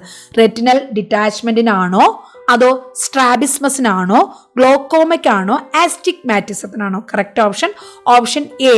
Retinal ഡിറ്റാച്ച്മെന്റിനുള്ള ഒരു സർജിക്കൽ ട്രീറ്റ്മെന്റ് ആണ് സ്ക്ലീറൽ ബക്ലിംഗ് എന്ന് പറയുന്നത്. Next, normal value of bicarbonate level in the arterial blood. നമ്മുടെ ABG analysis, acid base imbalance, അതിന്റെ നോർമൽ മെയിൻ്റനൻസ് ഒക്കെ അറിയാവുന്നവർക്ക് ഇതിന്റെ നോർമൽ വാല്യൂ അറിയായിരിക്കും. Simple question. ബൈകാർബണേറ്റിന്റെ നോർമൽ ലെവൽ എത്രയാണ്? 30 to 34 ആണോ, 20 to 26 ആണോ, 12 to 20 ആണോ, 44 to 50 ആണോ? Correct option option B, 22 to 26 ആണ്. Next 47th question. Chemotherapy, oncological drugs, chemotherapy drug is well known to produce cardiac toxicity. കീമോതെറാപ്പിയിലുള്ള ഒരു ഡ്രഗ്, പലതരം ക്ലാസിഫിക്കേഷൻസ് ഉണ്ട്, അതിനെക്കുറിച്ച് പഠിക്കണമെങ്കിൽ ഒരുപാട് നമുക്ക് പഠിക്കാനുണ്ട്. അതിൽ ഒരു ഡ്രഗ് പെട്ടെന്ന് തന്നെ കാർഡിയാക് ടോക്സിസിറ്റി അല്ലെങ്കിൽ ഹാർട്ടിൻ്റെ പ്രോബ്ലംസ് ഉണ്ടാക്കുന്നു. അതേതാണ്? ഓപ്ഷൻ എ ഡോക്സോറുബിസിൻ ആണോ, ഓപ്ഷൻ ബി ഡക്കാർബസിൻ ആണോ, ഓപ്ഷൻ സി സ്ട്രെപ്റ്റോസോസിൻ ആണോ, ഓപ്ഷൻ ഡി ഇഫോസ്ഫമൈഡ് ആണോ? Correct option option A doxorubicin ആണ്. Next question 48. Bair Hugger is used. ഇതൊരു ഇൻസ്ട്രുമെൻ്റ് ആണ്, ഒരു ഡിവൈസ് ആണ്. അതെന്തിനാണ് യൂസ് ചെയ്യുന്നത്? ബെയർ ഹഗ്ഗർ എന്ന് പറയുന്നത് പേഷ്യൻറ്റിനെ ഓക്സിനേറ്റ് ചെയ്യാൻ വേണ്ടി യൂസ് ചെയ്യുകയാണോ ചെയ്യുന്നത്? ഫ്യൂമിഗേറ്റ് ചെയ്യാൻ വേണ്ടി യൂസ് ചെയ്യുന്ന മെഷീനാണോ, അതോ പേഷ്യൻറ്റിന് വാംത് പ്രൊവൈഡ് ചെയ്യാൻ വേണ്ടി യൂസ് ചെയ്യുന്നതാണോ, അതോ പേഷ്യൻ്റെ ABG ഗ്യാസ് അല്ലെങ്കിൽ ആർട്ടീരിയൽ ബ്ലഡ് ഗ്യാസസ് അനലൈസ് ചെയ്യുന്ന മെഷീനാണോ? Correct option option Bair Hugger എന്ന് പറയുന്നത് എന്തിനാണ് യൂസ് ചെയ്യുന്നത്? ടു പ്രൊവൈഡ് വാംത്, പേഷ്യൻറ്റിന് ചൂട് കൊടുക്കാൻ വേണ്ടിയിട്ട് യൂസ് ചെയ്യുന്നതാണ് ബെയർ ഹഗ്ഗർ എന്ന് പറയുന്നത്. Next 49th question. Drug use to maintain patency of patent ductus arteriosus, PDA, അതായത് നമ്മുടെ congenital anomaly, cardiac congenital anomaly. കുഞ്ഞുങ്ങൾ ജനിക്കുമ്പോൾ കുഞ്ഞുങ്ങളിൽ സാധാരണ കാണപ്പെടുന്ന ഒരു പ്രോബ്ലം കൺജനിറ്റൽ അനോമലിയാണ് പാറ്റൻ ഡക്ടസ് ആർട്ടീരിയോസസ്. അതായത് നമ്മുടെ ഫീറ്റൽ സർക്കുലേഷൻ നമ്മൾ ഡക്ടസ് ആർട്ടീരിയോസസ് പഠിക്കുന്നുണ്ട്. കുഞ്ഞുങ്ങൾ ജനിച്ചു കഴിയുമ്പോൾ അത് നോർമലി അത് ക്ലോസ് ആകണം. അത് ക്ലോസ് ആകാതെ വരുമ്പോൾ അതിൻ്റെ മാനേജ്മെൻ്റ് ആയിട്ട് നമ്മൾ എന്ത് ഡ്രഗാണ് യൂസ് ചെയ്യുക? IV പ്രൊപ്പനോൾ യൂസ് ചെയ്യുമോ, അട്രോപ്പിൻ യൂസ് ചെയ്യുമോ, മോർഫിൻ യൂസ് ചെയ്യുമോ, പ്രോസ്റ്റഗ്ലാൻഡിൻ ഇൻഫ്യൂഷൻ യൂസ് ചെയ്യുമോ? കാരണം നോർമലി ഇവിടെ ഈ പാറ്റൻ ഡ്രഗ് ആർട്ടീരിയോസസ് ക്ലോസ് ചെയ്യണമെങ്കിൽ നമ്മുടെ ശരീരത്തിൽ പ്രോസ്റ്റഗ്ലാൻഡിൻ തന്നെയാണ് സഹായിക്കുന്നത്. അപ്പോൾ അവിടെ അതിൻ്റെ കുറവ് കൊണ്ടായിരിക്കാം അത് ക്ലോസ് ആകാത്തത്. അപ്പോൾ അത് ക്ലോസ് ആകാൻ വേണ്ടി ഓപ്ഷൻ ഡി പ്രോസ്റ്റഗ്ലാൻഡിൻ ഇൻഫ്യൂഷൻ ആയിരിക്കും നമ്മളവിടെ കൊടുക്കുന്നത്.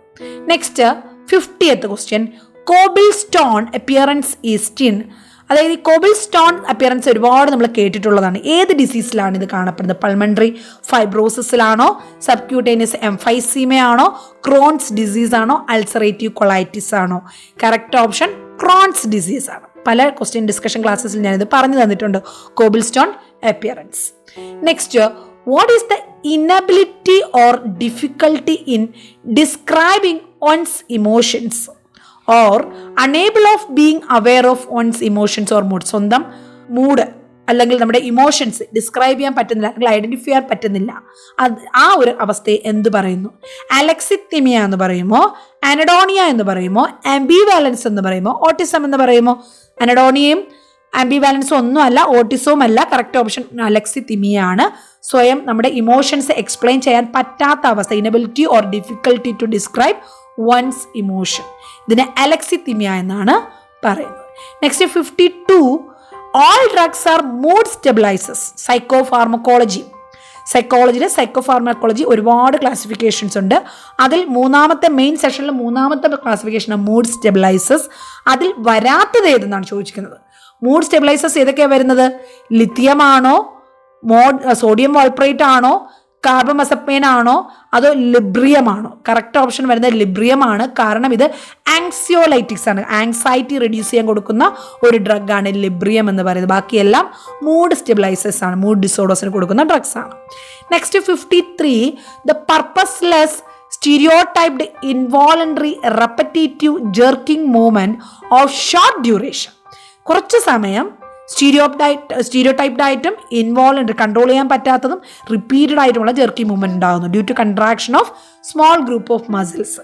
അത് ട്രെമർ ആണോ, ടോർട്ടിക്കോളിസ് ആണോ, മാനറിസംസ് ആണോ, ടിക്സ് ആണോ? Correct option option C, tics ആണ്. കുട്ടികൾക്കുണ്ടാകുന്ന ചൈൽഡ്ഹുഡ് ഡിസോർഡർ ആണ് ടിക്സ് എന്ന് പറയുന്നത്. ഒരു പ്രത്യേക കാരണമില്ലാതെ തന്നെ ഇൻവോളണ്ടറി ആയിട്ട് റിപ്പീറ്റഡ് ആയിട്ടുണ്ടാകുന്ന ജെർക്കി മൂവ്മെന്റ്, മസിൽസിന്റെ കൺട്രാക്ഷൻ കാരണം ഉണ്ടാകുന്ന ജെർക്കി മൂവ്മെന്റ്സ്. പലതരത്തിലുള്ള ടിക്സുകളുണ്ട്. നമ്മളത് തിയറി ക്ലാസ്സുകളിലൊക്കെ ഡീറ്റെയിൽ ആയിട്ട് എക്സ്പ്ലെയിൻ ചെയ്യുന്നുണ്ട്. അപ്പോൾ അത് അപ്കമിങ് ക്ലാസ്സസ് നമുക്ക് ഡിസ്കസ് ചെയ്യാം. Next 54, the imaginary perception in the absence of real stimuli. യഥാർത്ഥത്തിലൊരു സ്റ്റിമുലൈ ഇല്ലാതെ തന്നെ നമുക്ക് പലതും പെർസീവ് ചെയ്യും. നമ്മൾ എന്തെങ്കിലും പെർസീവ് ചെയ്യുന്നുണ്ടെങ്കിൽ ഇമാജിനറി ആയിട്ട് പെർസീവ് ചെയ്യുന്നു. അവിടെ ആന വിളിക്കുന്ന സൗണ്ട് കേൾക്കുന്നു, ആനയും പോയിട്ട് ഒരു പട്ടി പോലും അവിടെ കുരയ്ക്കുന്നുണ്ടാവില്ല അല്ലേ? അതുപോലെ പെർസെപ്ഷൻസ് ഉണ്ടാകുന്നുണ്ടെങ്കിൽ അതിനെന്താ പറയുന്നത്? ഇല്യൂഷൻ എന്നാണോ, ഡെല്യൂഷൻ എന്നാണോ, ഹാലൂസിനേഷൻ എന്നാണോ, ഡിമെൻഷ്യ എന്നാണോ? എല്ലാവർക്കും അറിയാം, that is option C, hallucination.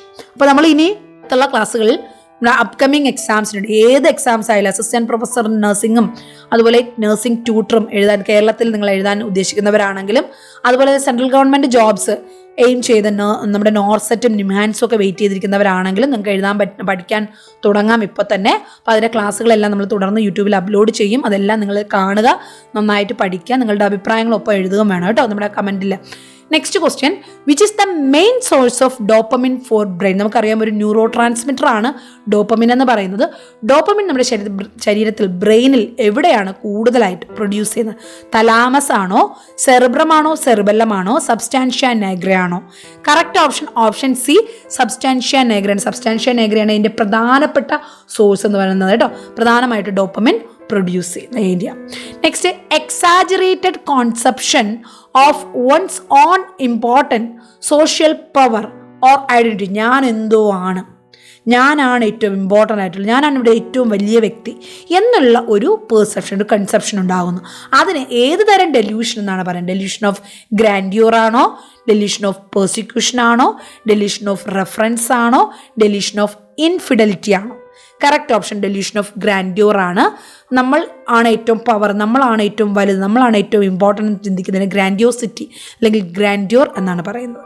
Next, the behaviour therapy. Behaviour therapy എന്ന് പറയുന്നത് നമ്മുടെ സൈക്കോ തെറാപ്പി, നമ്മുടെ സൈക്കോളജിക്കൽ തെറാപ്പീസിലെ ഒരു തെറാപ്പിയാണ് ബിഹേവിയർ തെറാപ്പി എന്ന് പറയുന്നത്. പലതരത്തിലുള്ള ടെക്നിക്സ് അവിടെ ഉപയോഗിക്കാറുണ്ട്. അതിൽ ഒന്നാണ് pleasant stimulus is paired with unpleasant response. Pleasant stimulus കൊടുക്കുമ്പോൾ അവിടെ അൺപ്ലസൻറ്റ് റെസ്പോൺസ് ഉണ്ടാകുന്നു. ഇതിനെ എന്താണ് പറയുന്നത്? ഫ്ലഡിങ് എന്നാണോ, സിസ്റ്റമാറ്റിക് ഡീസെൻസിറ്റൈസേഷൻ എന്നാണോ, അവേർഷൻ തെറാപ്പി എന്നാണോ, എബ്രിയാക്ഷൻ എന്നാണോ പറയുന്നത്? കറക്റ്റ് ഓപ്ഷൻ ഏതാണ്? ഓപ്ഷൻ സി, അവേർഷൻ തെറാപ്പി എന്നാണ് പറയുന്നത് കേട്ടോ. നെക്സ്റ്റ്, ഇതിന്റെ കറക്റ്റ് ഓപ്ഷൻ ഓപ്ഷൻ സി ആണ്. Next, which of the following statements are correct about positive symptoms of schizophrenia? Repeatedly asked question. Positive symptoms, negative symptoms. സ്കിസോഫ്രീനിയയിലെ എല്ലാ സിംറ്റംസും ഇങ്ങനെ classify ചെയ്ത് ചോദിക്കാറുണ്ട്. ഇവിടെ ചോദിച്ചത് കറക്റ്റ് ആയിട്ടുള്ള പോസിറ്റീവ് സിംറ്റം ഏതാണെന്നുള്ളതാണ്. ഡെലൂഷൻ ആണോ, ഹാലൂസിനേഷൻ ആണോ, ഡിസോർഗനൈസ്ഡ് സ്പീച്ച് ആണോ, അനഡോണിയ ആണോ? കറക്റ്റ് ഓപ്ഷൻ എന്ന് പറയുന്നത് ഇവിടെ ഓപ്ഷൻസ് ഏതൊക്കെ തന്നിരിക്കുന്നത്? ഓപ്ഷൻ 1ഉം 4ഉം ആണോ? അതായത് ഡെലൂഷനും ഡിസോർഗനൈസ്ഡ് സ്പീച്ചുമാണോ? ബി അതായത് ഹാലൂസിനേഷനും ഡിസോർഗനൈസ്ഡ് സ്പീച്ചുമാണോ? സി പറയുന്നത് ഡെലൂഷനും ഹാലൂസിനേഷനും ഡിസോർഗനൈസ്ഡ് സ്പീച്ചുമാണോ? അതോ എല്ലാം അനഡോണിയ ഉൾപ്പെടെ എല്ലാം വരുന്നുണ്ടോ? കറക്റ്റ് ഓപ്ഷൻ ഓപ്ഷൻ സി ആണ്. കാരണം ഇതിൽ അനഡോണിയ എന്ന് പറയുന്നത് നെഗറ്റീവ് സിംറ്റം ആണ്. ഡെലൂഷനും ഹാലൂസിനേഷൻ ഡിസോർഗനൈസ്ഡ് സ്പീച്ചും പോസിറ്റീവ് സിംറ്റം ആണ്. So correct option option C ആണ്. 1, 2 and 3. Next 59th question. The defense mechanism of voluntary blocking or distressing thoughts or feelings from one's awareness is called. ഒരു വ്യക്തിയുടെ നമ്മൾ അറിഞ്ഞുകൊണ്ട് തന്നെ നമുക്ക് താല്പര്യമില്ലാത്ത കാര്യങ്ങൾ നമ്മുടെ മനസ്സിൽ നമ്മൾ ബ്ലോക്ക് ചെയ്യുന്നു. അതിന് എന്തെന്ന് പറയും? റിപ്രഷൻ എന്ന് പറയുമോ, റിഗ്രഷൻ എന്ന് പറയുമോ, സപ്രഷൻ എന്ന് പറയുമോ, സബ്ലിമേഷൻ എന്ന് പറയുമോ? Correct option option D, suppression ആണ്. നമ്മൾ അറിഞ്ഞുകൊണ്ട് നമുക്കിഷ്ടമില്ലാത്ത കാര്യങ്ങൾ നമ്മുടെ മനസ്സിൽ നമ്മൾ ഒളിക്കുന്നു അല്ലെങ്കിൽ ബ്ലോക്ക് ചെയ്യുന്നു. വോളണ്ടറിലി നമ്മൾ അതിനെക്കുറിച്ച് ചിന്തിക്കാതിരിക്കുന്നതിന് എന്ത് പറയുന്നു? സപ്രഷൻ എന്നാണ് പറയുന്നത്. So correct option option D, suppression. Next 60th question. Which of the following are correct about physical barriers of communication? നമ്മുടെ കമ്മ്യൂണിക്കേഷൻ എന്ന് പറഞ്ഞാൽ എന്താണ്, ഒരു വ്യക്തി ഒരു വിവരം മറ്റൊരു വ്യക്തിയെ അറിയിക്കുന്നതിനാണ് കമ്മ്യൂണിക്കേഷൻ എന്ന്, ആശയവിനിമയം അല്ലേ. അവിടെ പലതരത്തിലുള്ള തടസ്സങ്ങളുണ്ട്. സൈക്കോളജിക്കൽ ബാരിയേഴ്സ് ഉണ്ടാകാം, ഫിസിയോളജിക്കൽ ബാരിയേഴ്സ് ഉണ്ടാകാം, എൻവറോൺമെന്റൽ ബാരിയേഴ്സ് ഉണ്ടാകും, ഫിസിക്കൽ ബാരിയേഴ്സ് ഉണ്ടാകും അല്ലേ. അപ്പോൾ ഇവിടെ പറഞ്ഞിരിക്കുന്നത് ഫിസിക്കൽ ബാരിയേഴ്സ് ഏതൊക്കെയാണെന്നാണ്. Noise, hearing deficit, introvert personality, lack of privacy. അപ്പോൾ ഇതിൽ കറക്റ്റ് ഓപ്ഷൻസ് എന്താണ്? നോയ്സ് ഫിസിക്കലാണ്, ലാക്ക് ഓഫ് പ്രൈവസിയും ഫിസിക്കലാണ്, ബാക്കിയുള്ളത് രണ്ടും ഫിസിയോളജിക്കലാണ്. നമ്മുടെ ഫിസിയോളജിക്കലും സൈക്കോളജിക്കലും, ഹിയറിംഗ് ഡെഫിസിറ്റ് നമ്മുടെ കേൾവി ശക്തിക്ക് കുഴപ്പമുണ്ടെങ്കിൽ അത് ഫിസിയോളജിക്കലും, ഇൻട്രോവേർട്ട് ആണെങ്കിൽ സൈക്കോളജിക്കലുമായിട്ടുള്ള പ്രശ്നമാണ്. സോ നോയ്സും lack of privacy 1 and 4, option B 1 and 4 ആണ്. ഓപ്ഷൻ ബി ആണ് കേട്ടോ. ഓപ്ഷൻ ബി 1 and 4 ആണ് കറക്റ്റ് ഓപ്ഷൻ എന്ന് പറയുന്നത്. നെക്സ്റ്റ് 61ാമത്തെ question, the educable group of mental handicap belong to IQ level of, അതായത് മെന്റലി റിട്ടാർഡഡ് ആയിട്ട് കുട്ടികളെ എങ്ങനെയാണ് നമ്മൾ തരംതിരിച്ചിരിക്കുന്നത്? Based on the intelligent quotient, അതായത് IQ ലെവൽ അനുസരിച്ചിട്ടാണ് നമ്മൾ ക്ലാസിഫൈ ചെയ്യുന്നത്. അതിൽ മൈൽഡ് മെന്റൽ റിട്ടാർഡഡ് ആയിട്ടുള്ള കുട്ടികൾക്ക് നമുക്ക് കുട്ടികളെ പഠിപ്പിക്കാൻ പറ്റും. അവർ എത്രയാണ് അതിൻ്റെ IQ ലെവൽ, അവരുടെ IQ ലെവൽ ഏത് ഇതാണ് എന്നാണ് ചോദിച്ചിരിക്കുന്നത്. അതായത് 50 to 70 ആണെങ്കിൽ മൈൽഡ് മെന്റൽ റിട്ടാർഡഡ് ആണ്, അവരെ നമുക്ക് എഡ്യൂക്കേബിൾ എന്നാണ് പറയുന്നത്. നെക്സ്റ്റ് 35 to 50 വരെ ആണെങ്കിൽ അവരെ മോഡറേറ്റ് MR എന്നാണ് പറയുന്നത്, അതിനെ ട്രെയിനബിൾ എന്നാണ് പറയുന്നത്. എന്നാൽ 20 to 35 സിവിയർ MR എന്ന് പറയുന്നു. അപ്പോൾ അവിടെ ഡിപ്പെൻഡൻ്റ് ആയിട്ടുള്ള റിട്ടാർഡഡ് ആണ് അവർ. അതുപോലെ ലെസ് ദാൻ 20 ആണെങ്കിൽ പ്രൊഫൗണ്ട് MR ആണ്, അതിന് ലൈഫ് സപ്പോർട്ട് നമ്മളിവിടെ കൊടുക്കുക തന്നെ വേണം. സോ ഇവിടെ കറക്റ്റ് ഓപ്ഷൻ എന്ന് പറഞ്ഞാൽ ഓപ്ഷൻ ഡി ആണ്. ഓപ്ഷൻ ഡി ആണ് 51 to 70. Next 62, easy question. Levetiracetam അല്ലെങ്കിൽ ലെവിപ്പിൽ, ഈ ഡ്രഗ് എന്തിനാണ് കുട്ടികൾക്ക് കൊടുക്കുന്നത്? നെഫ്രോട്ടിക് സിൻഡ്രോമിനാണോ, ഏട്രിയൽ സെപ്റ്റൽ ഡിഫക്റ്റിനാണോ, സീഷേഴ്സിനാണോ, ന്യൂമോണിയക്കാണോ? Easy drug, it is anti epileptic, അതായത് നമ്മുടെ സീഷറിന് കൊടുക്കുന്ന ഡ്രഗാണ് ലെവിട്രാസെറ്റം എന്ന് പറയുന്നത്, അല്ലെങ്കിൽ ലെവിപ്പിൽ എന്ന് പറയുന്നത്. So correct option option C, seizures. Next 63, the target group of weekly iron and folic acid supplementation. ഒരാഴ്ചയിൽ ഈ വീക്ക്ലി ഉള്ള അയണും ഫോളിക് ആസിഡ് സപ്ലിമെൻറ്റേഷനും ഏത് ഗ്രൂപ്പിനെ ഫോക്കസ് ചെയ്തിട്ടാണ് നടപ്പിലാക്കുന്നത് ഗവൺമെൻറ്? അഡൾട്ടിനെയാണോ, സ്കൂൾ ഗോയിങ് ഗേൾസ് ആൻഡ് ബോയ്സിനെയാണോ, അതോ ഓൾഡർ പീപ്പിളിനെയാണോ, അതോ ബ്രസ്റ്റ് ഫീഡിങ് ഇൻഫൻസിനെയാണോ? ആരെയാണ് ഇവിടെ ഫോക്കസ് ചെയ്യുന്നത് നമ്മൾ? School going girls and boys. Correct option option B, school going girls and boys. Next question, which of the following does not belong to the major criteria of Jones criteria? Easy question, repeatedly നമ്മൾ പഠിച്ചു വെച്ചിട്ടുള്ള question ആണ്. Acute rheumatic fever അല്ലെങ്കിൽ rheumatic ഫീവറിൻ്റെ diagnostic criteria major ക്രൈറ്റീരിയയും minor ക്രൈറ്റീരിയയും ഉണ്ട്. അതിൽ മേജറിൽ വരാത്തത് എന്നാണ് ചോദിച്ചിരിക്കുന്നത്. മേജറിനകത്ത് വരുന്നത് ഏതൊക്കെയാണ്? പാൻകാർഡൈറ്റിസ്, പെരികാർഡൈറ്റിസ്, അതായത് പെരികാർഡൈറ്റിസ്, എൻഡോകാർഡൈറ്റിസ്, മയോകാർഡൈറ്റിസ്. കാർഡൈറ്റിസ് അവിടെ മേജർ ക്രൈറ്റീരിയയിൽ വരുന്നതാണ്. പോളി ആർത്രൈറ്റിസ് മേജർ ക്രൈറ്റീരിയയിൽ വരുന്നതാണ്. കൊറിയ മേജർ ക്രൈറ്റീരിയ വരുന്നതാണ്. എന്നാൽ ആർത്രാൾജിയ എന്താണ്? മൈനർ ക്രൈറ്റീരിയയിൽ വരുന്നതാണ്. So correct option option C, arthralgia. Next 65, poor communication skill, repetitive behavior, abnormalities in social interactions are characteristic manifestation of attention deficit hyperactivity disorder, ADHD ആണോ, autistic spectrum disorder ആണോ, learning disability ആണോ, temper tantrum ആണോ? Correct option എന്ന് പറയുന്ന option B, autistic spectrum disorders ഉള്ള കുട്ടികൾക്കാണ് കമ്മ്യൂണിക്കേഷനും social ഇൻട്രാക്ഷനും ഒക്കെ കുറവും റെപ്പിറ്റേറ്റീവ് ബിഹേവിയറും ഉണ്ടാകുന്നത്. അപ്പോൾ അതുകൊണ്ട് അവിടെ എന്താ ഏത് ആൻസർ വരും? ഓപ്ഷൻ ബി ആണ് കറക്റ്റ് ഓപ്ഷൻ. നെക്സ്റ്റ് 66, പല്ലിൻ്റെ അറേഞ്ച്മെൻറ്റ്, അതിന് എന്ത് പറയുന്നു? ഡെന്റീഷൻ എന്നാണ് പറയുന്നത്. അതിൽ അഗ്ലി ഡക്ലിംഗ് സ്റ്റേജ്, ഒരു കറക്റ്റ് പൊസിഷൻ അലൈൻമെൻറ്റ് അല്ലാതെ വരുന്ന അഗ്ലി ഡക്ലിംഗ് സ്റ്റേജ് എന്ന് പറയുന്ന ഡെന്റീഷൻ ഏത് സമയത്താണ്? ഇൻഫാൻസിയിലാണോ, അഡോളസൻ സ്റ്റേജിലാണോ, പ്രീ സ്കൂൾ സ്റ്റേജിലാണോ, സ്കൂൾ ഏജിലാണോ? ഇൻഫാൻസിയിലല്ല, അവിടെ അഡോളസെൻറ്റും അല്ല, പകരം സ്കൂൾ ഏജ് ആകുമ്പോൾ അവിടെ തുടങ്ങുന്നതേ ഉള്ളൂ, ഈ പല്ലുകൾ വന്നു തുടങ്ങുന്നതേ ഉള്ളൂ അല്ലേ, എല്ലാം വന്നിട്ടുണ്ടാകത്തില്ല. അപ്പോൾ correct answer option D, school age ആണ്. സ്കൂൾ ഏജിനാണ് കുട്ടികൾക്ക് അവിടെ അഗ്ലി, ഒരു കൃത്യമായിട്ടുള്ള അറേഞ്ച്മെൻറ്റ് ഇല്ലാതെ വരുന്നത്, പല്ലിൻ്റെ അറേഞ്ച്മെൻറ്റ് വരുന്നത്. So correct option option D, school age. Next 67, the common fracture in neonates during the passage through small maternal pelvis. പലതരത്തിലുള്ള പെൽവിസിൻ്റെ അബ്നോർമാലിറ്റീസ് ഉണ്ട്. ഗൈനക്കോയിഡ് പെൽവിസിലാണ് നമുക്ക് കറക്റ്റായിട്ട് ഡെലിവറി ചെയ്യാൻ പറ്റുന്നത്. അതിലും സ്മോൾ പെൽവിസ് ആണെങ്കിൽ അതിലൂടെ കുഞ്ഞ് പാസ് ചെയ്യുമ്പോൾ കോമൺ ആയിട്ട് ഫ്രാക്ചർ സംഭവിക്കുന്നത് ഏത് ബോണിനാണ്? കുഞ്ഞിൻ്റെ ക്ലാവിക്കിളാണോ, ഫീമറിനാണോ, സ്കള്ളിനാണോ, പാറ്റലിലേക്കാണോ? Easy question. കാരണം തല വന്നു കഴിഞ്ഞാൽ അവിടെ അടുത്ത് നമുക്ക് ഇച്ചിരി ബ്രോഡായിട്ട് വരുന്ന പാർട്ട് എന്ന് പറയുന്നത് ക്ലാവിക്കിളാണ്. യൂഷ്വലി അവിടെ ഫ്രാക്ചർ ക്ലാവിക്കിനാണ് കൂടുതലായിട്ട് ഉണ്ടാകാറ്. Next 68. Which of the following method is not used to estimate body surface area burned? അതായത് ബേൺസിൽ നമ്മൾ ബേൺസിൻ്റെ പെർസെൻറ്റേജ് കാൽക്കുലേറ്റ് ചെയ്യുന്നുണ്ട്. പല മെത്തേഡുകൾ അവിടെ യൂസ് ചെയ്യണം. അതിൽ യൂസ് ചെയ്യാത്ത മെത്തേഡ് ഏതാണ്? റൂൾ ഓഫ് 9 യൂസ് ചെയ്യുന്നുണ്ട്, റൂൾ ഓഫ് ഹാൻഡ് യൂസ് ചെയ്യുന്നുണ്ട്, റൂൾ ഓഫ് 5 യൂസ് ചെയ്യുന്നുണ്ട്. പകരം എന്നാൽ ഏത് യൂസ് ചെയ്യുന്നില്ല? റൂൾ ഓഫ് 10 യൂസ് ചെയ്യുന്നില്ല. So correct option C, rule of 10. Next 69th question, ductus arteriosus. ഇതിൽ നിന്ന് രണ്ടാമത്തെ ക്വസ്റ്റ്യൻ ആണ്. PDA നമ്മൾ കണ്ടിരുന്നു. ഇവിടെ രണ്ടാമത്തെ ക്വസ്റ്റ്യൻ, ഡക്ടസ് ആർട്ടീരിയോസസ് എന്ന് പറയുന്നത് ഫീറ്റലിന് ലാർജ് വെസൽ ഏത് വെസലുമായിട്ടാണ് കണക്ട് ചെയ്യുന്നത്? ഏതൊക്കെ വെസലുകൾ തമ്മിലാണ് കണക്ട് ചെയ്യുന്നത്? Right pulmonary artery with descending അയോട്ടയാണോ, left pulmonary artery with ascending അയോട്ടയാണോ, right pulmonary artery with arch of അയോട്ടയാണോ, left pulmonary artery with descending അയോട്ടയാണോ? കറക്റ്റ് ഓപ്ഷൻ എ ആണ്, right pulmonary artery with descending aorta. Descending അയോട്ടയുമായിട്ട് pulmonary ആർട്ടറിയാണ് അവിടെ attach ചെയ്യുന്നത്. Okay, അപ്പോൾ കറക്റ്റ് ഓപ്ഷൻ എ ആണ്. Next, the ratio of all late fetal death. അതായത് നമ്മുടെ മെറ്റേണിറ്റിയിലെ ലാസ്റ്റ് ട്രൈമസ്റ്ററിൽ കുഞ്ഞുങ്ങളുടെ ഫീറ്റൽ ഡെത്തും അതുപോലെ കുഞ്ഞുങ്ങൾ ജനിച്ചിട്ടുള്ള ഏർലിയിലുള്ള ന്യൂനറ്റൽ ഡെത്തും, അതായത് 1000 ഗ്രാമിന് മുകളിലുള്ള കുഞ്ഞുങ്ങളുടെ മരണം, ആ ഒരു ഇതും അതുപോലെ ടോട്ടൽ ലൈവ് ബർത്തിൽ 1000 ഗ്രാമിലോട് മാത്രം അല്ലെങ്കിൽ അതിന് മുകളിലായിട്ട് ജനിക്കുന്ന കുഞ്ഞുങ്ങളുടെ മരണനിരക്ക്, ഇതെല്ലാം കൂടെ ചേർത്ത് വരുന്ന റേറ്റിനെ എന്താണ് പറയുന്നത്? പെരിനേറ്റൽ മോർട്ടാലിറ്റി എന്നാണോ, നിയോനേറ്റൽ മോർട്ടാലിറ്റി എന്നാണോ, പോസ്റ്റ് നിയോനേറ്റൽ മോർട്ടാലിറ്റി ആണോ, ഇൻഫൻറ്റ് മോർട്ടാലിറ്റി റേറ്റ് എന്നാണോ? കറക്റ്റ് ഓപ്ഷൻ എന്താണ്? Perinatal mortality rate. Correct option A, perinatal mortality rate ആണ്. Next 71. Which of the following are the intrapartum risk factors? Intrapartum എന്ന് പറഞ്ഞാൽ during ഡെലിവറിയിലുള്ള ഏത് risk ഫാക്ടറാണ് delivery കഴിഞ്ഞതിന് ശേഷം പ്യൂപ്പറൽ സബ്സിസ് ഉണ്ടാക്കുന്നത്? ആൻറ്റിപാർട്ടം ഹെമറേജ് ആണോ, ഡീഹൈഡ്രേഷൻ ആൻഡ് കീറ്റോസിഡോസിസ് ആണോ, പ്രീ ടേം ലേബർ ആണോ? പ്രീ ടേം ലേബർ ആയതുകൊണ്ട് അവിടെ പ്യൂപ്പറൽ സബ്സിസ് ഉണ്ടാകേണ്ട കാര്യമില്ല അല്ലേ? കറക്റ്റ് ഓപ്ഷൻ 1ഉം 2ഉം ചേർന്നിട്ടാണ് വന്നത്.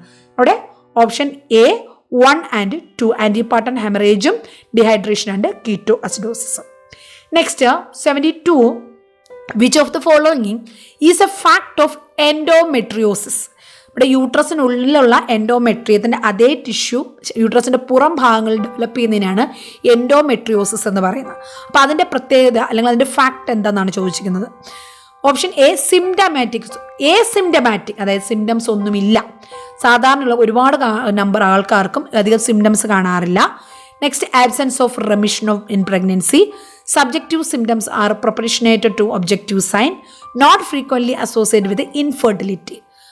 ഇതിൽ കറക്റ്റ് ഓപ്ഷൻ ഏതാണ്? Option A. അതായത് ഈ എൻഡോമെട്രിയോസിസിൽ യൂഷ്വലി അധികം ആൾക്കാർക്കും സൈൻസ് ആൻഡ് സിംറ്റംസ് ഒന്നും കാണാറില്ല. അതുകൊണ്ട് തന്നെ കറക്റ്റ് ഓപ്ഷൻ ഏതാണ്? ഓപ്ഷൻ എ ആണ്, asymptomatic in good number of cases. Next question, the positive evidence of pregnancy and living foetus include. അതായത് ഒരു അമ്മ പ്രഗ്നൻ്റ് ആയിക്കഴിഞ്ഞാൽ ആ കുഞ്ഞ് അവിടെ അമ്മ പ്രഗ്നൻ്റ് ആണ്, അതിൽ കുഞ്ഞ് ജീവനോടെ ഉണ്ട് എന്ന് നമുക്ക് എങ്ങനെയാണ് ഉറപ്പിക്കാൻ പറ്റുക? ജക്കോമിയസ് സൈൻ കൊണ്ടാണോ, ആക്റ്റീവ് ഫീറ്റൽ മൂവ്മെൻ്റ് ആണോ, ഒസിയാൻഡർ സൈൻ ആണോ, അതോ ഫീറ്റൽ ഹാർട്ട് സൗണ്ട് ആണോ? കുഞ്ഞ് ജീവനോടെ ഉണ്ട്, അമ്മ പ്രഗ്നൻ്റ് ആണെന്നുള്ളത് നമുക്ക് കൺഫേം ചെയ്യാൻ ഫീറ്റൽ ഹാർട്ട് സൗണ്ട് മാത്രം മതി. സോ കറക്റ്റ് ഓപ്ഷൻ ഡി ആണ്. Next, which of the following are immediate puerperal emergency? അതായത് പോസ്റ്റ്നേറ്റൽ പീരീഡിൽ ഡെലിവറി കഴിഞ്ഞാൽ ഉടനെ ഉണ്ടാകാവുന്ന ഒരു ഇമ്മീഡിയറ്റ് പ്യൂപ്പറൽ എമർജൻസി ഏതൊക്കെയാണ്? പോസ്റ്റ്പാർട്ടം ഹെമറേജ് ആണോ, അക്യൂട്ട് റിട്ടൻഷൻ ഓഫ് യൂറിൻ ആണോ, ഷോക്കാണോ? ഇത് മൂന്നും എന്ത് തന്നെയാണ്? അവിടെ എമർജൻസീസ് തന്നെയാണ് അല്ലേ? പോസ്റ്റ്പാർട്ടം ഹെമറേജ് ആയാലും അക്യൂട്ട് റിട്ടൻഷൻ ഓഫ് യൂറിൻ ആയാലും ഷോക്ക് ആയാലും ഇത് മൂന്നും എമർജൻസി തന്നെയാണ്. Option D, all of the above. Next, the therapeutic level of serum magnesium. നമ്മുടെ ബ്ലഡിൽ പലതരത്തിലുള്ള ഇലക്ട്രോലൈറ്റ്സ് ഉണ്ട് അല്ലെങ്കിൽ മിനറൽസ് ഉണ്ട്. അപ്പോൾ ഇതിൽ നോർമൽ ലെവൽ നമ്മൾ പഠിച്ചു. നമ്മുടെ എല്ലാ ഇലക്ട്രോലൈറ്റ്സിൻ്റെയും നോർമൽ ലെവൽ നമ്മൾ പഠിക്കണം. കാരണം സിമ്പിൾ ക്വസ്റ്റ്യൻസ് ഒക്കെ അതിനകത്തുനിന്ന് വരാവുന്നതാണ്. സീറം മെഗ്നീഷ്യത്തിൻ്റെ തെറാപ്യൂട്ടിക് ലെവൽ എത്രയെന്നാണ് ചോദിച്ചിരിക്കുന്നത്. കറക്റ്റ് ഓപ്ഷൻ 0 to 3 ആണോ, 4 to 7 ആണോ, 8 to 10 ആണോ, 10 to 12 ആണ്. സോ കറക്റ്റ് ഓപ്ഷൻ വരുന്ന ഓപ്ഷൻ ബി 4 to 7 ആണ്. Next 76, which of the following is true regarding Erb's palsy. Erb's പാൽസിയുടെ അല്ലെങ്കിൽ അതിൻ്റെ ഡീറ്റെയിൽസ് വെച്ച് കറക്റ്റ് ആയിട്ടുള്ളത് ഏതാണ്? Injury to first and second cervical nerve റൂട്ടാണോ? ഇല്ല, C5 C6 ആണ് അവിടെ ഇഞ്ചുറി വരുന്നത് എർബ്സ് പാൽസിയിൽ. ആംസ് റിമൈൻ അബ്ഡക്റ്റഡ് ആണോ? അതോ the biceps jerk is lost ആണോ? ഹാൻഡ് ഗ്രാസ്പ് ഈസ് അബ്നോർമൽ ആണോ? Correct option option C, biceps jerk അവിടെ നശിച്ചിട്ടുണ്ടാകും. അല്ല, ആംസ് അവിടെ അഡക്റ്റഡ് തന്നെയായിരിക്കാം. അതുപോലെ ചിലപ്പോൾ ഹാൻഡ് ഗ്രാസ്പ് അവിടെ നോർമലും ആയിരിക്കും. കറക്റ്റ് ഓപ്ഷൻ ഇവിടെ biceps jerk is lost. 76 6 C ആണ് answer. Next 77, failure of emission of semen, അതായത് ഇജാക്കുലേറ്റ് ചെയ്യുമ്പോൾ അതിൽ സെമൻ ഇല്ലാത്ത അവസ്ഥ, അല്ലെങ്കിൽ സെമൻ വളരെ കുറവ്, അല്ലെങ്കിൽ തീരെ ഇല്ലാത്ത അവസ്ഥ, അതിന് എന്ത് പറയുന്നു? എസ്തനോസൂസ്പേമിയ എന്നോ അസൂസ്പേമിയ എന്നാണോ എസ്പേമിയ എന്നാണോ ഒലിഗോസ്പേമിയ എന്നാണോ പറയുന്നത്? സെമൻ ഇല്ല എങ്കിൽ ആബ്സെന്റ് എന്നുള്ള അർത്ഥം വരുന്നത് സി ആണ്, എസ്പേമിയ എന്നാണ് പറയുന്നത്. അപ്പോൾ അതിൽ കുറേ സ്പേമിയയുടെ തന്നെ കുറേ ടെർമിനോളജീസ് ഉണ്ട്. അതെല്ലാം ഒന്ന് നോക്കി വെക്കണം, അത് വളരെ യൂസ്ഫുൾ ആകും. പല എക്സാംസിനും അത് റിലേറ്റഡ് ആയിട്ട് ക്വസ്റ്റ്യൻസ് വരുന്നുണ്ട്. Next 78th question, which of the following can prevent prolonged labour prevent ചെയ്യാൻ പറ്റുന്നത്, അതായത് നമ്മുടെ ലേബറിൻ്റെ ഡ്യൂറേഷൻ, ഇൻട്രാനേറ്റൽ പീരീഡ് ഡ്യൂറേഷൻ കുറയ്ക്കാൻ സഹായിക്കുന്ന ഏതാണ്? അല്ലെങ്കിൽ പ്രൊലോങ്ഡ് ലേബർ പ്രിവെൻറ്റ് ചെയ്യുന്നത് ഏതാണ്? Antenatal or early intranatal detection, use of partograph, avoiding augmentation of labour. അപ്പോൾ ഇതിൽ നമുക്ക് പ്രൊലോങ്ഡ് ലേബർ അവോയ്ഡ് ചെയ്യാൻ വേണ്ടി ഓഗ്മെൻറ്റേഷൻ ഓഫ് ലേബർ നമ്മൾ അവോയ്ഡ് ചെയ്യാം അല്ലേ. അപ്പോൾ ഫസ്റ്റും സെക്കൻഡുമാണ് കറക്റ്റായിട്ട് ഓപ്ഷൻ വരുന്നത്. ഓപ്ഷൻ ബി 1 and 2 ആണ് കറക്റ്റ് ഓപ്ഷൻ. ആൻറ്റിനേറ്റൽ ഡിറ്റക്ഷൻ അല്ലെങ്കിൽ early intranatal detection, use of partograph. Next 79, which of the following are hazards of gestational diabetes mellitus. അമ്മമാർ പ്രഗ്നൻ്റ് ആയിരിക്കുന്ന സമയത്ത് ഡയബറ്റീസ് മെൽറ്റസ് ഉണ്ടാകുന്നതിനാണ് ജസ്റ്റേഷണൽ ഡയബറ്റീസ് മെൽറ്റസ് എന്ന് പറയുന്നത്. അത് കാരണം കുഞ്ഞുങ്ങൾക്ക് ജനിക്കുമ്പോൾ പലതരത്തിലുള്ള പ്രോബ്ലംസ് ഉണ്ടാകാറുണ്ട്. അല്ലെങ്കിൽ അമ്മയ്ക്കും കോംപ്ലിക്കേഷൻസ് ഉണ്ടാകാറുണ്ട്, കുഞ്ഞുങ്ങൾക്കും കോംപ്ലിക്കേഷൻസ് ഉണ്ടാകും. മെറ്റേണൽ കോംപ്ലിക്കേഷൻസും ഉണ്ട്, ഫീറ്റൽ കോംപ്ലിക്കേഷൻസും ഉണ്ടാകാറുണ്ട്. അപ്പോൾ അതിൽ ഏതൊക്കെയാണ് ഹസാർഡ്സ് ഏതൊക്കെയാണെന്ന് ചോദിക്കുന്നത്. ഇൻക്രീസ്ഡ് പെരിനേറ്റൽ ലോസ് ആണോ, മാക്രോസോമിയ ആണോ, ഒലിഗോഹൈഡ്രോമിയോസ് ആണോ? ഇവിടെ കറക്റ്റ് ഓപ്ഷൻ വരുന്നത് ജസ്റ്റേഷണൽ ഡയബറ്റീസ് മെൽറ്റസ് ആണെങ്കിൽ അവിടെ അമ്നിയോട്ടിക് ഫ്ലൂയിഡ് കൂടുകയാണ് ചെയ്യുന്നത്, പോളിഹൈഡ്രോമിനിയസ് ആണ് ഉണ്ടാകുന്നത്. അപ്പോൾ ഇവിടെ മൂന്നാമത്തെ ഓപ്ഷൻ ഒലിഗോഹൈഡ്രോമിനിയസ് വരത്തില്ല. ബാക്കി രണ്ടും ഇൻക്രീസ്ഡ് പെരിനേറ്റൽ ലോസും മാക്രോസോമിയും സാധാരണ ഉണ്ടാകാറുണ്ട്. So correct option option A 1 and 2 ആണ്. Next question, which of the following statement is or are correct about withholding resuscitation in newborn? അതായത് നമ്മൾ സാധാരണ ഒരു കുഞ്ഞ് ആരായാലും അഡൾട്ട് ആയാലും കുഞ്ഞായാലും ബ്രീത്ത് ചെയ്തില്ലെങ്കിൽ നമ്മൾ എന്ത് ചെയ്യും? അവിടെ റെസിസ്റ്റേഷൻ കൊടുക്കും അല്ലേ. അപ്പോൾ അതായത് നമ്മുടെ CPR കൊടുക്കും. എന്നാൽ നമ്മുടെ American paediatric association, nursing association പറയുന്നത് എന്താണ്? നമ്മുടെ ഈ ഒരു ന്യൂ ബോണിന് ചില കണ്ടീഷൻ നമ്മൾ റെസിസ്റ്റേഷൻ ചെയ്യാൻ പാടില്ല. അത് ഏതൊക്കെ കണ്ടീഷനാണ്? ഓപ്ഷൻ എ, ഫസ്റ്റ് ഓപ്ഷൻ വരുന്നത് ബർത്ത് വെയ്റ്റ് 400 ഗ്രാമിൽ കുറവാണെങ്കിൽ അവിടെ നമ്മൾ റെസിസ്റ്റേഷൻ ചെയ്യേണ്ട. ജസ്റ്റേഷൻ ഏജ് 23 ആഴ്ചയേക്കാൾ കുറവാണെങ്കിലും അവിടെ റെസിസ്റ്റേഷൻ ചെയ്യേണ്ട. Asystole for less than 10 minutes after effective resuscitation. എഫക്റ്റീവായിട്ടുള്ള റെസിസ്റ്റേഷൻ കൊടുത്തു കഴിഞ്ഞതിന് ശേഷം എ സിസ്റ്റോൾ 10 മിനിറ്റിന് താഴെ എ സിസ്റ്റോൾ ഇവിടെ ഹാർട്ട് റേറ്റ് ഇല്ല എങ്കിൽ റെസിസ്റ്റേഷൻ ചെയ്യേണ്ട. കറക്റ്റ് ഓപ്ഷൻ പറഞ്ഞാൽ ഓപ്ഷൻ 1 ഉം 2 ആണ്. അതായത് ഇവിടെ ഓപ്ഷൻ എ 1 and 2 ആണ് വരുന്നത്. റെസിസ്റ്റേഷൻ ആർക്കൊക്കെയാണ് നമ്മൾ വിത്ത്ഹോൾഡ് ചെയ്യുന്നത്? ബർത്ത് വെയ്റ്റ് 400 കുറവാണെങ്കിൽ അവിടെ വിത്ത്ഹോൾഡ് ചെയ്യും. അതുപോലെ ജസ്റ്റേഷൻ ഏജ് 23 താഴെയാണെങ്കിൽ നമ്മൾ റെസിസ്റ്റേഷൻ ചെയ്യത്തില്ല. നെക്സ്റ്റ് 81ാമത്തെ question, 1 speaker addresses large audience. Simple question ആണ്. ഒരാൾ നിന്ന് ഒരു വലിയൊരു ഗ്രൂപ്പിനെ അറ്റൻഡ് ചെയ്യുന്ന മെത്തേഡ് ഓഫ് ടീച്ചിങ് ഏതാണ്? ലെക്ചറാണോ, പാനൽ ഡിസ്കഷൻ ആണോ, സിമ്പോസിയം ആണോ, റോൾ പ്ലേ ആണോ? Easy question. Option A lecture. നമ്മുടെ ക്ലാസ്സിൽ ടീച്ചേഴ്സൊക്കെ എടുക്കുന്നില്ലേ, 10-100 കുട്ടികൾ ഇരിക്കുന്നു, ടീച്ചർ ഒരാൾ മാത്രം സംസാരിക്കുന്നു, that is lecture method. Correct option option A. 82 റിസർച്ചിൽ നിന്നുള്ള ക്വസ്റ്റ്യൻ ആണ്. മോഡ്, മീൻ, മോഡ്, ആവറേജ്, മീൻ, മോഡ് ഒക്കെ കണ്ടുപിടിക്കുന്ന അറിയായിരിക്കില്ല. അതിൽ മോഡ് ഈ ഒരു തന്നിക്കുന്ന വാല്യൂഷനിൽ മോഡ് ഏതാണെന്ന് ചോദിച്ചിരിക്കുന്നത്. മോഡ് എങ്ങനെ കണ്ടുപിടിക്കുന്നത്? നമ്മൾ മോസ്റ്റ് റിപ്പീറ്റഡ് ആയിട്ടുള്ളത് ഏതാണോ അതാണ് നമ്മൾ മോഡെന്ന് പറയുന്നത്. ഇവിടെ ഏതാണ് മോഡായിട്ടുള്ളത്? അതായത് ഓപ്ഷൻ ബി 3 ആണ് കറക്റ്റ് ആൻസർ. കാരണം 3 ഇവിടെ 1, 2, 3, 4 പ്രാവശ്യം റിപ്പീറ്റ് ചെയ്യുന്നുണ്ട്. ബാക്കിയെല്ലാം 2 പ്രാവശ്യം 3 പ്രാവശ്യമൊക്കെ റിപ്പീറ്റ് ചെയ്യുന്നുള്ളൂ. സോ ഏറ്റവും കൂടുതൽ തവണ റിപ്പീറ്റ് ചെയ്തിട്ടുള്ള 3 ആണ്. അതാണ് അതിൻ്റെ മോഡ് എന്ന് പറയുന്നത്. Correct option option B. Next 83. The level of significance represented as P in the probability of making type 1 error ആണോ ടൈപ്പ് 2 ഇറർ ആണോ അതോ രണ്ടിലും പി എന്നാണോ റെപ്രസെൻറ്റ് ചെയ്യുന്നത്. അപ്പോൾ അത് കൂടുതൽ എക്സ്പ്ലനേഷൻ ഞാനിപ്പോൾ ഇവിടെ പറയുന്നില്ല. പ്രോബബിലിറ്റിയിൽ, അതായത് ഇററിൽ, ടൈപ്പ് 1 ഇററിലാണ് നമ്മൾ എന്താ പറയുക, ഒരു ലെവൽ ഓഫ് സിഗ്നിഫിക്കൻസ് എന്തായിട്ട് റെപ്രസെൻറ്റ് ചെയ്യുന്നത്, പി ആയിട്ട് അവിടെ റെപ്രസെൻറ്റ് ചെയ്യുന്നത്. Type 1 error. Next question 84. നമ്മൾ റിസർച്ചിൽ തന്നെ ഡേറ്റ കളക്ട് ചെയ്യുമ്പോൾ പലതരത്തിലുള്ള ഡേറ്റകൾ കളക്ട്, നോമിനൽ ഡേറ്റ ഉണ്ട്, ഓർഡിനൽ ഡേറ്റ ഉണ്ട്, കണ്ടിന്യൂസ് ഡേറ്റ ഉണ്ട് അല്ലേ. അപ്പോൾ അതിൽ ബ്ലഡ് പ്രഷർ വാല്യൂ എന്ന് പറയുന്നത് ഇതിൽ ഏത് ടൈപ്പാണ്? നോമിനൽ ആണോ, ഓർഡിനൽ ആണോ, കണ്ടിന്യൂസ് ആണോ? It is continuous. കാരണം നമുക്ക് അതൊരു ന്യൂമറിക്കൽ നമ്പർ ആണ്, that is continuous. Correct option option D ആണ്, continuous.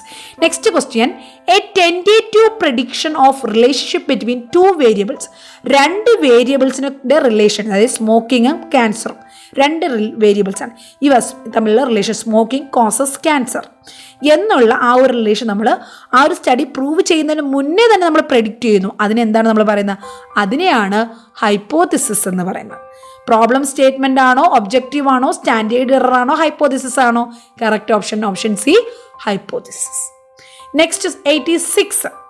Dash is a tool that assigns a numeric score numbers on a continuum with respect to the attribute being measures.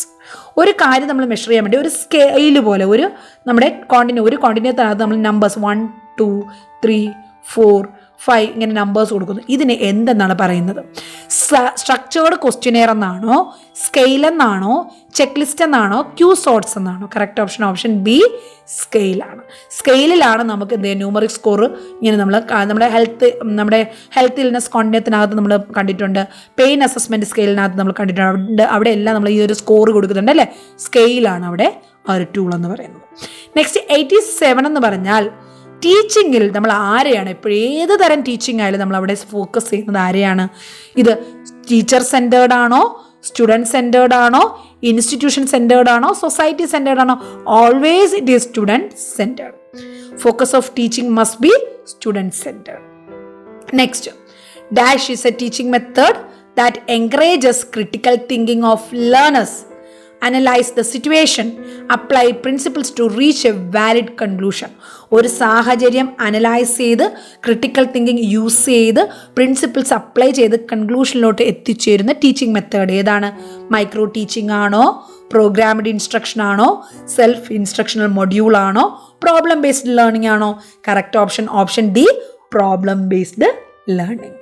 Next നമ്മുടെ audio visual എയ്ഡ്സിനകത്ത് വരുന്നതാണ് flash cards. അപ്പോൾ ഒരു ചെറിയൊരു group ഓഡിയൻസിന് നമ്മൾ പഠിപ്പിക്കുമ്പോൾ അല്ലെങ്കിൽ ക്ലാസ് എടുക്കുമ്പോൾ അവിടെ ഉപയോഗിക്കാൻ പറ്റുന്ന ഫ്ലാഷ് കാർഡിൻ്റെ സൈസ് എത്രയാണ്? 10x15 ആണോ, 10x20 ആണോ, 15x15 ആണോ, 25x30 ആണോ? സ്മോൾ കാർഡ് ആണെങ്കിൽ അവിടെ ഇതായിരിക്കും, 10x15 ആണ് അവിടെ. 4" 6" അവിടെ എന്ത് വരുന്നത്, അവിടെ സൈസ് വരുന്നത്. So correct option option A ആണ്. നെക്സ്റ്റ് റിസർച്ചിലെ മറ്റൊരു ഡിസൈൻ, എക്സ്പെരിമെൻ്റൽ ഡിസൈനാണ് ക്വാസി എക്സ്പെരിമെൻ്റൽ ഡിസൈൻ. അതിൻ്റെ ഫീച്ചർ അല്ലാത്തത് എന്നാണ് ചോദിക്കുന്നത്. ക്വാസി എക്സ്പെരിമെൻ്റൽ ഡിസൈൻ ആണെങ്കിൽ അല്ലാത്തത് വരുന്നത് ഏതാണ്? മാനിപ്പുലേഷൻ അതിനകത്ത് വരുന്നുണ്ട്, കൺട്രോൾ വരുന്നുണ്ട്, പോസ്റ്റ് ടെസ്റ്റ് വരുന്നുണ്ട്. എന്നാൽ അതിനകത്ത് റാൻഡമൈസേഷൻ അവിടെ വരുന്നില്ല. നോൺ റാൻഡമൈസ്ഡ് ട്രയലാണ് അവിടെ നടക്കുന്നത്, quasi experimental design. So correct option option C, randomisation. Next 91, an organization that defines hierarchical relationships, authority and responsibilities is. അതായത് ഒരു ഓർഗനൈസേഷൻ്റെ ഹൈറാർക്കി അനുസരിച്ച് ഏറ്റവും മുകളിലുള്ള അടുത്തയാൾ മാനേജറാണോ, ഡെപ്യൂട്ടി മാനേജറാണോ, അതോ അസിസ്റ്റൻസ് ആണോ, പ്രൊഫസറാണോ, അങ്ങനെ ഓരോ ലെവലിനനുസരിച്ച് അവരുടെ ഉത്തരവാദിത്തങ്ങളും അവരുടെ റെസ്പോൺസിബിലിറ്റി അനുസരിച്ചുള്ള ഓർഗനൈസേഷൻ ആണെങ്കിൽ അതിനെ ഫങ്ഷണൽ ഓർഗനൈസേഷൻ എന്നാണോ, ഫോർമൽ ഓർഗനൈസേഷൻ എന്നാണോ, ലൈൻ ഓർഗനൈസേഷൻ എന്നാണോ, ഇൻഫോർമൽ ഓർഗനൈസേഷൻ എന്നാണോ പറയുന്നത്? Correct option option B, formal organisation ആണ്. Next 92, which one of the following is a necessary process that requires healthcare institutions to meet minimum standards to operate? ഒരു education institution ആകുമ്പോൾ അല്ലെങ്കിൽ ഒരു health care institution ആകുമ്പോൾ അവിടെ minimum standard ആയിക്കഴിഞ്ഞാൽ അവർക്കുള്ള ഒരു പെർമിഷൻ കൊടുക്കാം. അതിനെന്താ പറയുന്നത്? അക്രഡിറ്റേഷൻ എന്നാണോ, അഫിലിയേഷൻ എന്നാണോ, ലൈസൻഷ്യർ എന്നാണോ, സർട്ടിഫിക്കേഷൻ എന്നാണോ? കറക്റ്റ് ഓപ്ഷൻ ഓപ്ഷൻ സി, ലൈസൻഷ്യർ എന്നാണ് പറയുന്നത്. Next 93, the means of direction, guidance and controlling workforce to accomplish the assigned task in the management process. കറക്റ്റായിട്ട് ഒരു കാര്യം ഡയറക്റ്റ് ചെയ്ത് ഗൈഡ് ചെയ്ത് കൺട്രോൾ ചെയ്യുന്നതിനെ എന്താന്ന് പറയും? ഡെലിഗേഷൻ എന്ന് പറയുമോ, മോട്ടിവേഷൻ എന്ന് പറയുമോ, സൂപ്പർവിഷൻ എന്ന് പറയുമോ, ഒബ്സർവേഷൻ എന്ന് പറയുമോ? Correct option option B, supervision എന്ന് പറയും. അപ്പം നിങ്ങൾ ഇതുവരെയുള്ള ഓരോ ക്വസ്റ്റ്യനും കറക്റ്റ് ഏതാണെന്നതനുസരിച്ച് മാർക്ക് ഇട്ടിട്ടുണ്ടാകും. ശരിയായ ക്വസ്റ്റ്യൻസിന് 1 മാർക്കും, തെറ്റായ ക്വസ്റ്റ്യൻസ് എഴുതി തെറ്റിച്ചിട്ടുണ്ടെങ്കിൽ 0.33 മൈനസും, എഴുതിയിട്ടില്ല എങ്കിൽ 0 മാർക്കും. ഓക്കെ, അങ്ങനെ തന്നെ മാർക്ക് കാൽക്കുലേറ്റ് ചെയ്യുക. നിങ്ങളുടെ എക്സാക്ട് മാർക്ക് നിങ്ങൾക്ക് കിട്ടും. Next question, a diagrammatical representation of the formal organisation structure. കൃത്യമായിട്ട് ഏറ്റവും മുകളിൽ chairman, principal, vice principal, professors, assistant professor എന്നുള്ള കൃത്യമായിട്ടുള്ള ഫോർമൽ ഓർഗനൈസേഷൻ സ്ട്രക്ചർ പിക്ചറിൽ നമ്മൾ വരയ്ക്കുന്നതിന് എന്തെന്നാണ് പറയുന്നത്? ഓർഗനോഗ്രാം എന്നാണോ, ഗാൻ ചാർട്ട് എന്നാണോ, പെർട്ട് ചാർട്ട് എന്നാണോ, പൈ ചാർട്ട് എന്നാണോ? Correct option option A, organogram ആണ്. Next 95, the principle of ethics that means tells the truth. Ethical principles നമ്മൾ പഠിച്ചിട്ടുണ്ട്. Be honest with the patients, families, peers. നമ്മളവിടെ അവർ പറയുമ്പോൾ, അവരോട് സംസാരിക്കുമ്പോൾ സത്യം മാത്രം പറയുക. അത് ഏത് എത്തിക്കൽ പ്രിൻസിപ്പിളാണ്? ഒരുപാട് എത്തിക്കൽ പ്രിൻസിപ്പിൾസ് നമ്മൾ പഠിച്ചിട്ടുണ്ട്. ഓട്ടോണമി പഠിച്ചിട്ടുണ്ട്, ജസ്റ്റിസ് പഠിച്ചിട്ടുണ്ട്, നോൺ മാലെഫിഷ്യൻസ് പഠിച്ചിട്ടുണ്ട്, ബെനിഫിഷ്യൻസ് പഠിച്ചിട്ടുണ്ട്, ഫിഡലിറ്റി പഠിച്ചിട്ടുണ്ട്, വെറാസിറ്റി പഠിച്ചിട്ടുണ്ട്. ഇതിൽ സത്യം മാത്രമേ ട്രൂത്ത് ആയിരിക്കണം എന്ന് പറയുന്ന പ്രിൻസിപ്പിൾ ഏതാണ്? That is option C, veracity. Next 96, a process of moving or allocating the human resources to new work stations. മനുഷ്യരെ എന്ത് ചെയ്യുന്നു? ഓർഗനൈസേഷൻ സ്ട്രക്ചറിൽ തന്നെ ഹ്യൂമൻ റിസോഴ്സസിന് എന്ത് ചെയ്യുന്നു? മൂവ് ചെയ്യുന്നു, പുതിയ പുതിയ വർക്ക് സ്റ്റേഷനിലോട്ട് മാറ്റുന്നു. അതിന് എന്താണ് പറയുന്നത്? ഡിപ്ലോയ്മെന്റ് എന്നാണ് പറയുന്നത്. Option A, deployment. ഡെവലപ്മെന്റ്. മറ്റു ഓപ്ഷൻസ് ഏതൊക്കെ? ഡെവലപ്മെന്റ് ആണോ, അപ്രൈസൽ ആണോ, അലോക്കേഷൻ ആണോ? ഇറ്റ് ഈസ് ഡിപ്ലോയ്മെന്റ് എന്നാണ് പറയുന്നത്. Next, the process of ensuring that events conform to plans in an organization. Ensuring, അതായത് നമ്മൾ പ്ലാൻ ചെയ്ത കാര്യങ്ങളെല്ലാം അതുപോലെ നടക്കുന്നുണ്ട് എന്ന് നോക്കുന്ന പ്രോസസ്സ്, അത് നടക്കുന്നുണ്ടെന്ന് എൻഷുർ ചെയ്യുന്ന പ്രോസസ്സ് ഏതാണ്? പ്ലാനിങ് ആണോ, ആ ഒരു ലിമിറ്റിനുള്ളിലാണ് നടക്കുന്നതെന്ന് കൺഫേം ചെയ്യുക. കൺട്രോളിങ് ആണോ, ഓർഗനൈസിങ് ആണോ, ഡയറക്റ്റിംഗ് ആണോ? That will be controlling. As per the plan, conform to plan, ആ പ്ലാനിനുള്ളിൽ തന്നെയാണ് നിൽക്കുന്നത്, അതിനെ കൺട്രോളിങ്, അതിൻ്റെ ലിമിറ്റ് ക്രോസ് ചെയ്യാതെ അതിനുള്ളിൽ തന്നെ നിൽക്കുന്നത് കൺഫേം ചെയ്യുന്നത് കൺട്രോളിങ് ഉപയോഗിച്ചിട്ടാണ്. So correct option option B, controlling. Next question, the quantity of stores set apart is used only at the time of emergency for unforeseen demands is called. അതായത് നമ്മൾ പ്രതീക്ഷിക്കാതെ, അതായത് എമർജൻസി സിറ്റുവേഷൻ വരുമ്പോൾ നമുക്ക് use ചെയ്യാൻ വേണ്ടിയിട്ട് നമ്മൾ കുറേ സാധനങ്ങൾ സൂക്ഷിച്ചു വെക്കും. അതിന് എന്താണ് പറയുന്നത്? ബഫർ സ്റ്റോക്ക് എന്നാണോ, ഓപ്റ്റിമൽ സ്റ്റോക്ക് ആണോ, സൈക്കിൾ സ്റ്റോക്ക് ആണോ, അവൈലബിൾ സ്റ്റോക്ക് എന്നാണോ പറയുന്നത്? Correct option option A, buffer stock. നമുക്ക് സിമ്പിൾ ആയിട്ട് ഇത് വായിച്ചാൽ തന്നെ മനസ്സിലാകുന്ന കാര്യങ്ങളാണ് അല്ലേ. Next question, the style in which management does not allow subordinates to participate in decision making due to low confidence in them. അതായത് ഹയർ അതോറിറ്റി മാത്രമായിട്ട് തീരുമാനിച്ച് എല്ലാ കാര്യങ്ങളും ഓർഡർ ചെയ്യുന്നു. താഴോട്ടുള്ള ഉദ്യോഗസ്ഥർക്ക് അതിനകത്ത് തീരുമാനങ്ങൾ എടുക്കുന്നതിലൊന്നും പാർട്ടിസിപ്പേറ്റ് ചെയ്യാൻ പറ്റുന്നില്ല. പലതരത്തിലുള്ള ലീഡർഷിപ്പ് സ്റ്റൈലുകളുണ്ട്, മാനേജ്മെൻറ്റ് സ്റ്റൈലുകളുണ്ട്. അതിൽ ഏത് സ്റ്റൈലാണ് ഹയർ അതോറിറ്റി മാത്രമായിട്ട് സബോർഡിനേറ്റ്സിനെ ഒന്നും അവിടെ അലോ ചെയ്യാത്തത്? എക്സ്പ്ലോയിറ്റീവ് ആണോ, കൺസൾട്ടേറ്റീവ് ആണോ, അതോറിറ്റേറ്റീവ് ആണോ, പാർട്ടിസിപ്പേറ്റീവ് ആണോ? കറക്റ്റ് ഓപ്ഷൻ അതോറിറ്റേറ്റീവ് ആണ്. അതുപോലെ പോസ്റ്റ് കോർബ്, POSDCORB നമ്മുടെ മാനേജ്മെൻറ്റ് പ്രോസസ്സുകളാണ് അല്ലേ. ഈ ഒരു എക്രോണിം, ഈ ഒരു ഷോർട്ട് ടേം ആരാണ് കൊണ്ടുവന്നത്? ആക്ച്വലി ഇതിൻ്റെ ആൻസർ നമുക്ക് കൃത്യമായിട്ട് പറയാൻ പറ്റും, പക്ഷെ എന്നാൽ ഒരു ചെറിയ കൺഫ്യൂഷൻ. അപ്പോൾ അതുകൊണ്ട് ഈ ഒരു ക്വസ്റ്റ്യൻ ക്യാൻസൽ ആകുമോ ഇല്ലയോ എന്ന് എനിക്കറിയത്തില്ല. ഈ ഒരു പേര് ഫോം ചെയ്തത് ചില ബുക്കുകളിൽ ലൂതർ ഗുലിക് എന്ന് കൊടുത്തിട്ടുണ്ട്. പക്ഷെ ലൂതർ ഗുലിക് മാത്രമായിട്ടല്ല, 2 ആൾക്കാരാണ് അത് വരുന്നത്. ലൂതർ ഗുലിക്കും ലിൻഡാൽ ഉർവിക്കും രണ്ടുപേരും ചേർന്നിട്ടാണ് ഈ ഒരു ഷോർട്ട് ഫോം ഫോം ചെയ്തിട്ടുള്ളത്. സോ മോസ്റ്റ്ലി ആൻസർ ഡി ആണ്. ചിലപ്പോൾ എയും ഡിയും ചേർന്ന് വരാം. ഒന്നുകിൽ ക്വസ്റ്റ്യൻ ക്യാൻസൽ ആകാം, അല്ലെങ്കിൽ ആൻസർ ഡി എന്ന് വരാം. എന്തായാലും എ മാത്രമായിട്ട് ആൻസർ വരത്തില്ല. പോസ്റ്റ് കോർബ് എന്ന് പറഞ്ഞാൽ ഈ ഒരു 7 ആക്ടിവിറ്റീസ് ആ ഒരു ഷോർട്ട് ഫോം കോയിൻ ചെയ്തിരിക്കുന്നത് ലൂതർ ഗുലിക്കാണ്. അപ്പോൾ ഇത്രയുമാണ് ഇന്നത്തെ നമ്മുടെ DMEയുടെ എക്സാമിൻ്റെ 100 ക്വസ്റ്റ്യൻസ്. എനിക്ക് ആക്ച്വലി ഞാൻ നോക്കിയാൽ പറഞ്ഞത് അത്ര ഭയങ്കര ടഫ് എന്ന് പറയാൻ പറ്റത്തില്ല. എന്നാൽ നമ്മൾ മെയിനായിട്ട് ഫോക്കസ് ചെയ്യാത്ത ചില ഏരിയയിൽ നിന്നുള്ള ക്വസ്റ്റ്യൻസ് അവിടെ ചോദിച്ചിരുന്നു. ആ ക്വസ്റ്റ്യൻസ് മാത്രം ഒഴിച്ചു മാറ്റിയാൽ, അത് മാത്രം സെപ്പറേറ്റ് ചെയ്ത് കഴിഞ്ഞാലും നല്ല മാർക്ക് വാങ്ങാനുള്ള നല്ല ക്വസ്റ്റ്യൻസ്, ഫ്രീക്വൻ്റ്ലി ചോദിക്കുന്ന എക്സ്പെക്റ്റഡ് ആയിട്ടുള്ള ക്വസ്റ്റ്യൻസ്, ഒരുപാട് ക്വസ്റ്റ്യൻസ് ഇതിനകത്തുണ്ടായിരുന്നു. എൻ്റെ ഒരു ഒപ്പീനിയൻ ഇതൊരു മോഡറേറ്റ് ലെവൽ എക്സാം എന്നുള്ളതാണ്. ഒരുപാട് ടഫ് എക്സാം അല്ല. നന്നായിട്ട് പഠിച്ചിട്ടുള്ള കുട്ടികൾ എന്തായാലും നന്നായിട്ട് ചെയ്തിട്ടുണ്ടാകും, നല്ല മാർക്ക് വാങ്ങുന്നുണ്ടാകും. എന്തായാലും എല്ലാവർക്കും നല്ലൊരു റിസൾട്ട് തന്നെ, എന്തായാലും എത്രയും പെട്ടെന്നൊരു ഗവൺമെൻറ് ജോലി കിട്ടാൻ ഞാൻ ആത്മാർത്ഥമായിട്ട് ആഗ്രഹിക്കുന്നു. എല്ലാവരും നന്നായിട്ട് പഠിക്കുക. ഇതിൻ്റെ റിസൾട്ട് വരുന്നത് കാത്തിരിക്കരുത്. അതിനുള്ളിൽ തന്നെ മറ്റൊരു ജോലി നേടാൻ വേണ്ടിയിട്ടുള്ള ശ്രമം തുടർന്നുകൊണ്ടേയിരിക്കുക. അതിനുവേണ്ടി സപ്പോർട്ടായിട്ടുള്ള ക്ലാസ്സുകൾ നിങ്ങളുടെ അസിസ്റ്റൻറ്റ് പ്രൊഫസർ എക്സാമിനും നഴ്സിംഗ് ട്യൂട്ടർ എക്സാമിനും അതുപോലെ നിംഹാൻസ് പോലെ നോർസെറ്റ് എക്സാമിനും ഒക്കെ സപ്പോർട്ടീവ് ആയിട്ടുള്ള ക്വസ്റ്റ്യൻ ഡിസ്കഷൻ ക്ലാസ്സസ് നമ്മുടെ യൂട്യൂബ് ചാനലിൽ അപ്ലോഡ് ചെയ്യുന്നതായിരിക്കും. അപ്പോൾ ഈ ക്ലാസ് യൂസ്ഫുൾ ആയെങ്കിൽ നിങ്ങൾ നമ്മുടെ വീഡിയോ ഒന്ന് ലൈക്ക് ചെയ്യുക, ചാനൽ സബ്സ്ക്രൈബ് ചെയ്തിട്ടില്ലെങ്കിൽ സബ്സ്ക്രൈബ് ചെയ്യുക, നിങ്ങളുടെ കൂട്ടുകാർക്കൊക്കെ ഒന്ന് ചാനൽ റെഫർ ചെയ്യുക. അതുപോലെ ഈ പറഞ്ഞ ആൻസർ കീയിൽ എന്തെങ്കിലും സംശയങ്ങൾ, ഇപ്പം ഞാൻ എൻ്റെ അനാലിസിസിലൂടെ പറഞ്ഞ ആൻസറുകളാണ്. ഇതിലെന്തെങ്കിലും ഒപ്പീനിയൻസ് നിങ്ങൾക്ക് ഉണ്ടെങ്കിൽ അത് നിങ്ങൾക്ക് കമൻറ്റിൽ മെൻഷൻ ചെയ്യാവുന്നതാണ്. നമുക്ക് ഇനിയും അത് ഡിസ്കസ് ചെയ്യാം. അപ്കമിങ് സെഷൻ ക്ലാസ്സസിൽ നമുക്കത് ഡിസ്കസ് ചെയ്ത് സോൾവ് ചെയ്യാവുന്നതാണ്. ഓക്കെ, അപ്പോൾ എല്ലാവരും തുടർന്ന് നന്നായിട്ട് പഠിക്കുക, എത്രയും പെട്ടെന്ന് ഒരു ജോലി നേടിയെടുക്കുക. Thank you for watching. Bye bye.